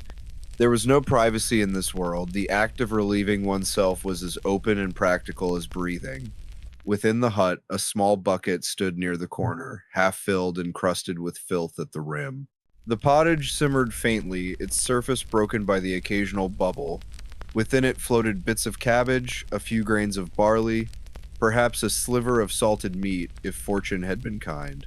The smell was earthy and sour, the kind that clung to hair and cloth. The fire smoked more than it burned, for the wood was green, gathered from the edge of the forest where fallen branches could still be found without risk of punishment. Fish, already beginning to turn, glistened dully beneath clouds of flies. Cuts of meat hung from hooks, darkened by time, the fat congealed and streaked with dirt. Bread hard as stone was stacked in uneven piles, its crust coated with ash. Buyers haggled with weary voices, their faces pale and drawn, their eyes always measuring value and hunger. A few richer folk passed through, their clothing cleaner, their boots newer, but even they could not escape the smell that clung to everything. The city was alive, but it was an organism of filth, feeding on itself, breathing its own rot. Back in the countryside, the fields stretched to the horizon. The soil, dark and heavy, bore the scars of generations of toil. Plows drawn by oxen cut through it with slow determination, turning up the smell of wet earth and decay. The men bent to their labor, their breath steaming in the cold air. The creak of wood and the grunt of beasts formed a rhythm as old as the land itself. The meal was simple, the same pottage as before, perhaps thickened now by the addition of a few wild herbs or a scrap of fat saved from a slaughter. They ate from a shared bowl, wooden spoons scraping against its sides. The taste was plain, but it filled the belly, and that was all that mattered. When the food was gone, they sat in silence for a while, the only sounds the crackle of the fire and the soft clucking of the hens settling for the night. The stars above shone faintly through the mist, distant and indifferent. In the morning, it would begin again. The bucket would be emptied, the fields would call, the hunger would return. The days had no edges, only a slow turning like the wheel of a mill grinding endlessly. The seasons passed not as markers of change, but as variations of hardship: mud in spring, heat in summer, rot in autumn, and hunger in winter. Life was a cycle of endurance, a quiet persistence in the face of decay. When strangers passed through, merchants, soldiers, pilgrims, they carried the odor of the outside world, of spices or metal or foreign lands, but within a day that scent too was swallowed by the local air, becoming one with the omnipresent musk of humanity and soil. The village absorbed all things, turning them into itself, grinding every difference down into sameness. The village absorbed all things, turning them into itself, grinding every difference down into sameness. The rhythm of life was slow but absolute, governed by needs that could not be delayed. When the dawn returned again, it crept through the mist as though reluctant, dimming the stars but never brightening the sky. The cold had deepened overnight, and the ground outside the huts was iron hard, the ruts of yesterday frozen into ridges that caught the feet of those who stepped out to begin their toil. The wooden bucket creaked as it was lowered, the sound echoing faintly in the hollow below. When it broke the surface of the water, there came that faint, metallic splash followed by the effortful pull back upward. The weight was greater than it looked, and when the bucket reached the lip, the hands that lifted it were already red with cold. The water steamed faintly in the morning air, carrying the scent of iron and earth. Between mouthfuls came the coughs of those who could not quite swallow, the clearing of throats, the sigh of resignation. The fire gave off more smoke than heat, filling the air until eyes watered. Above the hearth, the beams were black and slick with soot, dripping tarry moisture when warmed. To eat was to prepare for more labor. There was no time for rest, only the brief pause in which the body remembered it was tired. Outside, the day remained gray, the sun a pale smear behind the clouds. When they wiped their faces, the streaks left behind were gray with dirt. Their tunics, stiff with sweat and grime, clung to their bodies like another skin. Lice lived in the seams, fleas in the folds, and the men scratched as they worked, hardly noticing the blood that welled beneath their nails. At the edge of the village, near the ditch where the runoff gathered, stood a small wooden shelter, open on one side, its walls dark with years of use. It was the latrine, though few called it that. When the flame caught the bit of kindling she fed it, she did not smile. The act was as automatic as the beating of a heart. The fire's first heat licked her fingers, and she drew back only enough to keep the skin from blistering. The hut stirred, a child whimpered, another coughed, and the man nearest the door swung his legs over the side of the bedding, his feet meeting the frozen earth with a dull thud. The sound of water far below was faint, and when the bucket hit the surface, the splash seemed distant, as though it belonged to another world. Pulling it up again took strength his body could barely spare. When it broke the rim, the water was cloudy, flecked with bits of straw and silt. Still, it was water, and he carried it home, careful not to spill too much, though the sloshing wet his hands and froze on his fingers before he reached the door. Inside, the woman poured a portion into the pot, the rest set aside for drinking. The fire was burning now, though the smoke made the air almost solid. It stung the eyes, coated the throat. She coughed once, wiped her mouth with the back of her hand, and dropped in a handful of barley and the end of a carrot shriveled by age. The smell that rose was faintly sour, but warming. The children pressed close, their faces red from the heat and the smoke alike. When his tool struck a stone, the jolt ran through his arms to his spine, and he grunted softly, shaking the numbness from his hands. The ache was constant, but to stop was worse. Movement meant warmth, and warmth meant life. Hours passed without measure. The sun, if it rose, stayed hidden. Time was marked only by hunger and fatigue. When he paused to straighten his back, the world around him was colorless gray earth, gray sky, gray breath. A crow landed on a nearby fence post, its feathers glossy and black, its eye bright and unblinking. It watched him for a long moment, then cawed, the sound thin and derisive, before taking flight.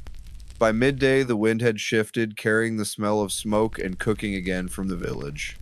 He wiped his hands on his tunic and began the walk back, his boots heavy with mud. The huts looked smaller now, sunken into the landscape, their roofs mottled with damp. A woman, her face scored with the years of smoke and childbirth, stirs the cinders with a length of iron, coughing as the new flame breathes. The air is thick, smelling of peat and boiled vegetables gone sour. Beside her, a squat pot blackened, crusted with old meals, waits to receive whatever will become breakfast. This is the pottage pot, never empty, rarely clean. It is the household's stomach, its altar, its refuse heap. Even in the manor kitchens, where spice and meat are more plentiful, pottage appears richer, perhaps, with saffron and almond milk, but of the same principle. The English poor, the French serf, the German villain all know the same ritual of the bubbling pot. The bread, however, marks the line between survival and sickness. For in years of rain, when the grain rots before harvest, millers stretch their flour with anything that will fill a belly. Ground beans, bark, fern root, powdered chalk all become flour when famine threatens. The result is heavy, gray, and bitter. A man can break a tooth on such bread. Yet he eats, for hunger makes no argument. Sometimes he eats his ration while walking to the fields, chewing as he goes, swallowing each bite like a command. The noble's bread, the manchet, white and soft, is another world entirely. It is made from sifted wheat, kneaded smooth, baked in ovens tended by servants. In towns, breakfast is much the same, though cloaked in smoke and trade. Bakers rise long before dawn, their ovens glowing orange in the dark. The air of the street fills with the scent of yeast and ash. Their loaves are sold to those who can pay: merchants, clerks, soldiers. For the apprentices and beggars, breakfast might be a handful of peas, a scrap of offal, or the dregs of ale left in a tavern's cask. The markets are noisy, even in the early hours, the cries of hawkers, the bleating of animals, the clatter of carts. Amid it all, the scent of human sweat and horse dung mingles with that of baking bread. Hunger weaves through every sound. Monks and nuns, too, begin their day in quiet austerity. Their breakfast follows the rule: simple bread, a little cheese, watered ale. They eat in silence, heads bowed, while a reader recites from holy text. A rat scurries near the wall, bold as a tenant, no one stirs to chase it. Rats are as common as air, they know the household better than its occupants. The children whisper to each other between mouthfuls, trading dreams of fruit, of honey, of meat. The parents say nothing. Dreams are luxuries, silence is practical. When the meal ends, the pot returns to its place, suspended on its chain over the embers. The woman wipes her hands on her apron and begins to gather wood for the next fire. It lives in the center of the cottage, a black cauldron whose sides are slick with age, its belly filled with the slow, glutinous memory of every dinner the household has ever known. Its contents change daily, but only in the smallest ways. A scrap is added, a ladle is taken, the stew thickens, thins, darkens, brightens. It is a creature in itself, an organism of sustenance and decay. The people of the Middle Ages do not speak of leftovers. Nothing is left over. It is the sum of the poor man's world, his field, his garden, his hunger. Children are fed from the same pot as their parents. There is no baby food, no separate nourishment. When teeth come, the spoon follows. Even the sick eat pottage, for it is soft and wet and needs no chewing. It fills every hunger, heals no illness, and sustains life with indifferent efficiency. If guests arrive, a traveling friar, a tinker, a beggar, they are fed from the same pot. Hospitality is measured in ladles, not generosity. The taste of time, taste in this world, is not pleasure but familiarity. The tongue expects the same thing day after day. The dull sweetness of boiled barley, the sour bite of cabbage, the smoke that never leaves. Change is suspicious. A sudden richness signals danger meat that must be eaten before it spoils, or a neighbor's charity that demands repayment. Yet within this monotony there are subtleties. The woman who stirs her pot with patience learns to balance bitterness and salt. The brewing of necessity. At dawn, the woman draws water from the well, not to drink, but to transform. She sets it to boil over the fire, stirring in crushed malted barley with a wooden paddle as long as her arm. The smell rises. Wet grain, sweet and sour together, thick as porridge. She lets it simmer until the air in the cottage turns heavy, until the window sweats. The tavern is the pulse of the community, the one place where class blurs, where the reeve may drink beside a plowman, and both curse the weather with the same weary bitterness. The monastic brewer. In the cloisters, brewing is elevated to an art. Monks record every step in neat Latin. Quantum aquae, quantum fermenti. Their beer is brown and strong, sometimes sweetened with honey or flavored with herbs from the abbey garden. They drink it at every meal, 3 or 4 times a day, believing it to strengthen body and soul alike. The rule forbids excess, but no one defines excess. The surplus is sold to travelers funding alms and manuscripts. Pilgrims leave the abbey road flushed and cheerful, convinced they have tasted heaven. In truth, they have tasted hygiene. The monks do not know it, but they are Europe's first scientists of purity. The philosophy of thirst. To be alive in this age is to be perpetually thirsty. The body sweats in labor, the mouth dries in dust, the gut aches for fluid. Beer answers that call imperfectly but faithfully. It is never quite enough, one must drink constantly. The human frame becomes a vessel for perpetual fermentation, bread and beer, grain, solid and liquid intertwined. The people do not speak of hydration, but they understand survival. They know that to stop drinking is to weaken, and to weaken is to die. The mug is as essential as the hoe, the cup as sacred as the cross. The taste of decay. For those who do not risk the forest, meat arrives only in 2 forms, salted or rotting. Both carry their dangers. Salt is costly, drawn from distant coasts, taxed heavily. A good sack of salt might cost more than the meat it preserves. Still, without it, flesh turns swiftly to slime. The salt worker's craft is salvation itself. Meat is rubbed, packed, and stored in barrels, pork, beef, or fish, the latter caught from rivers or coast. Barrels of ale, whole oxen roasted, loaves piled high, yet each villager knows this wealth will vanish by winter. The laughter is loud, perhaps too loud. Behind it lies fear. The songs of harvest are hymns against despair. The odor of the world. Step outside the dining space, whether cottage, tavern, or hall, and the smell follows. It is the true signature of the age, a mingling of rot, smoke, animal fat, and human breath. The nose never escapes it. Even the wind carries it, passing from village to city to manor. The air itself seems to eat. To modern senses, the world would seem unendurable. Yet for those who live within it, the smell is not foul, but familiar proof of life, of work, of continuity. Between them, the body is carved, charmed, and prayed over until it yields or expires. 3. Bloodletting. The cure for all things. The surest way to restore balance, they say, is to let the excess flow out. The lancet gleams dull red in the candlelight. The patient's arm is bound tight with a leather strap. The barber tests the vein with his thumb. Then, with a practiced flick, he opens it. Blood wells dark and sluggish, pooling in the basin. The sight both terrifies and comforts, the sickness leaving visibly as though guilt could be drained through the skin. VI, the wise woman and the cunning man. Beyond the reach of cities, healing returns to the hands of the old and the poor. The wise woman, wrinkled, stooped, feared, and sought in equal measure, knows the herbs of the hedgerow better than any scholar.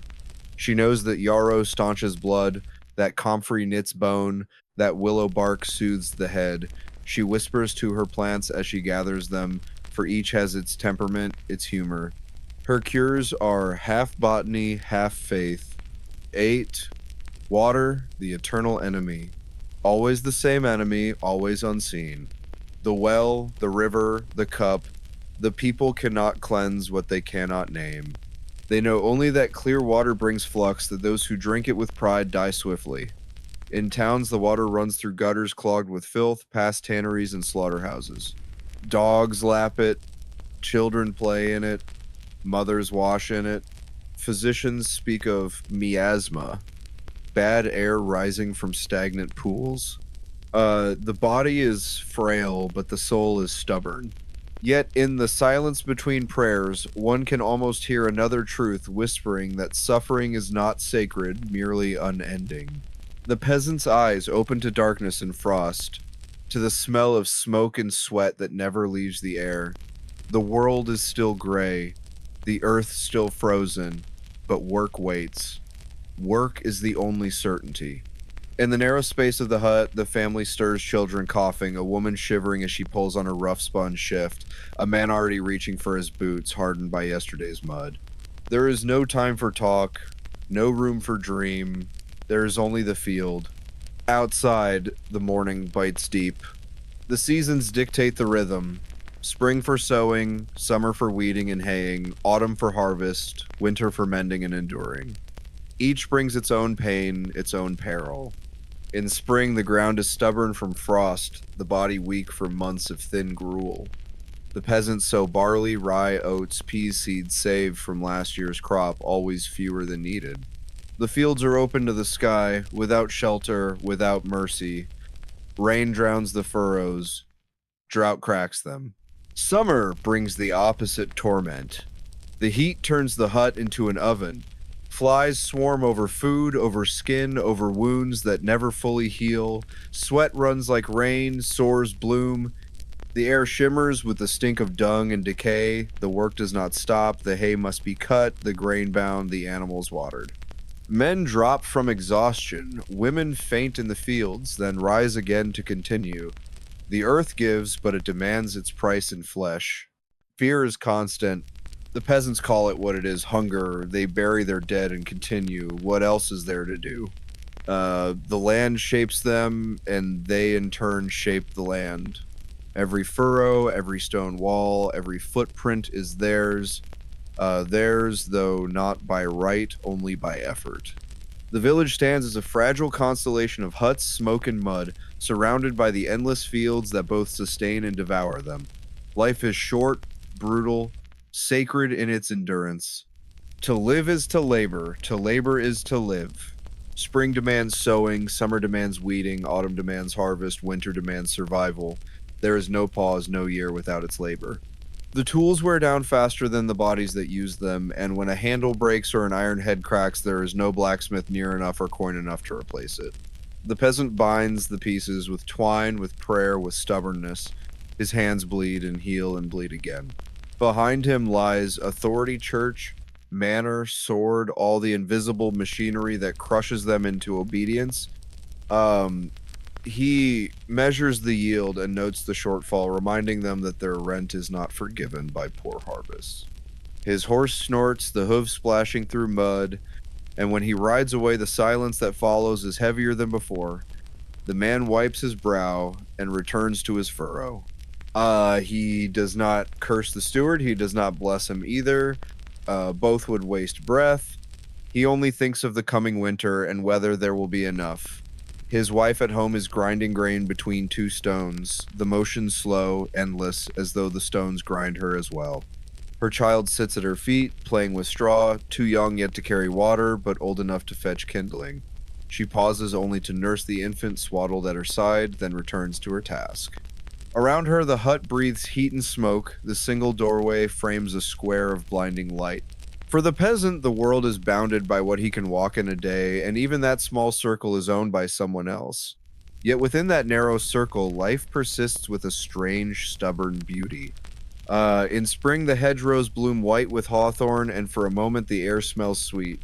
The children chase butterflies, laugh, forget. At midsummer, there is music, pipes, drums, a bonfire that turns faces gold in the night. The condemned wander hungry, shunned, believing themselves already damned. Some whisper of heretics, those who question, who read forbidden words or deny the saints, but they speak softly, for such talk is dangerous as plague. Heresy is not only error, it is rebellion, treason against both heaven and earth. The inquisitors travel from town to town, their robes black as judgment, asking questions that are traps. Confession is demanded, not proven, and confession is extracted by pain. It comes as plague, as hunger, as blade, as childbirth, as accident. It comes in sleep or in screaming, under the same indifferent sky. The body cools, the priest mumbles Latin words, the bell tolls, and the earth receives another offering. Life continues, because it must. The church teaches that this world is only a passage, a test, a field to be plowed before the eternal harvest. The people cling to that promise, for without it, despair would consume them utterly. The church's bell tolls again, marking not just an ending, but a confirmation of order. Sin punished, authority affirmed, life as it must be. And afterward, the ashes are scattered, the wood reused, the crowd disperses to its hunger and its work. The memory fades before the next Sabbath. The Lord, in his hall, drinks wine from silver cups and speaks with his retainers of taxes, of wars beyond the horizon, of women. Death is constant, familiar, even companionable. The people speak of it without fear, for it is always near the cough that lingers too long, the wound that festers, the childbirth gone wrong, the cart that overturns, the fever that burns. No one grows old without burying more friends than they can name. Life expectancy is a mockery of arithmetic, a cruel joke told by time itself. A man of 40 is ancient, his back bent, his teeth gone, his skin like parchment. The villagers cling to it like drowning men to driftwood, whispering prayers as they fall asleep. Not from faith, but exhaustion. They dream of golden fields, of endless feasts, of freedom from toil. In the morning, they wake and find their dreams already forgotten, replaced by hunger and cold. Still, they pray. What else can they do? The church is the only shelter for the soul, and even doubt must be confessed within its walls. The world does not change for them, but the knowledge, though faint, begins to pulse like blood beneath the skin. Still, the church stands immovable, a mountain of stone and doctrine, its towers piercing the sky like accusations. The priest continues to warn of hellfire, his voice echoing through the nave, his gestures wide and terrible. The people still kneel, still confess, still pay. Fear remains the most faithful believer of all. The fire burns again, the people watch again, the church blesses again. The lesson repeats. Obedience is safety, difference is death. And so conformity becomes the highest virtue, silence the only freedom. The centuries grind on like millstones, and beneath them human lives are crushed into dust. Yet from that dust, something endures, something the church cannot entirely kill. The priest dies, another takes his place. The Lord dies, his son inherits. The fields yield, the bell tolls, the gallows waits. Life is a cycle of endurance, punctuated by violence, sanctified by fear, and yet, even in this unbroken suffering, there is a strange dignity. The peasant who lifts his head against the wind, who plants despite the certainty of loss, who sings though no one hears, he embodies a defiance older than the church itself. Tomorrow will be the same, and the next day, and the next, until seasons blur into one another and years slip away unnoticed. The body changes before the mind does. Backs bend, joints stiffen, skin cracks like old parchment, but inside the same dull resolve hums on. The village ages together, its people worn into the landscape like stones. A mother buries her youngest wrapped in the father's old cloak and returns to the fields the next morning because the living still need to eat. Grief is not a luxury they can afford. The priest tells them it is God's testing, that patience will be rewarded beyond this world, but it is difficult to imagine heaven with an empty belly. Disease follows hunger like a shadow. Fevers sweep through cottages, boils rise, burst, and spread.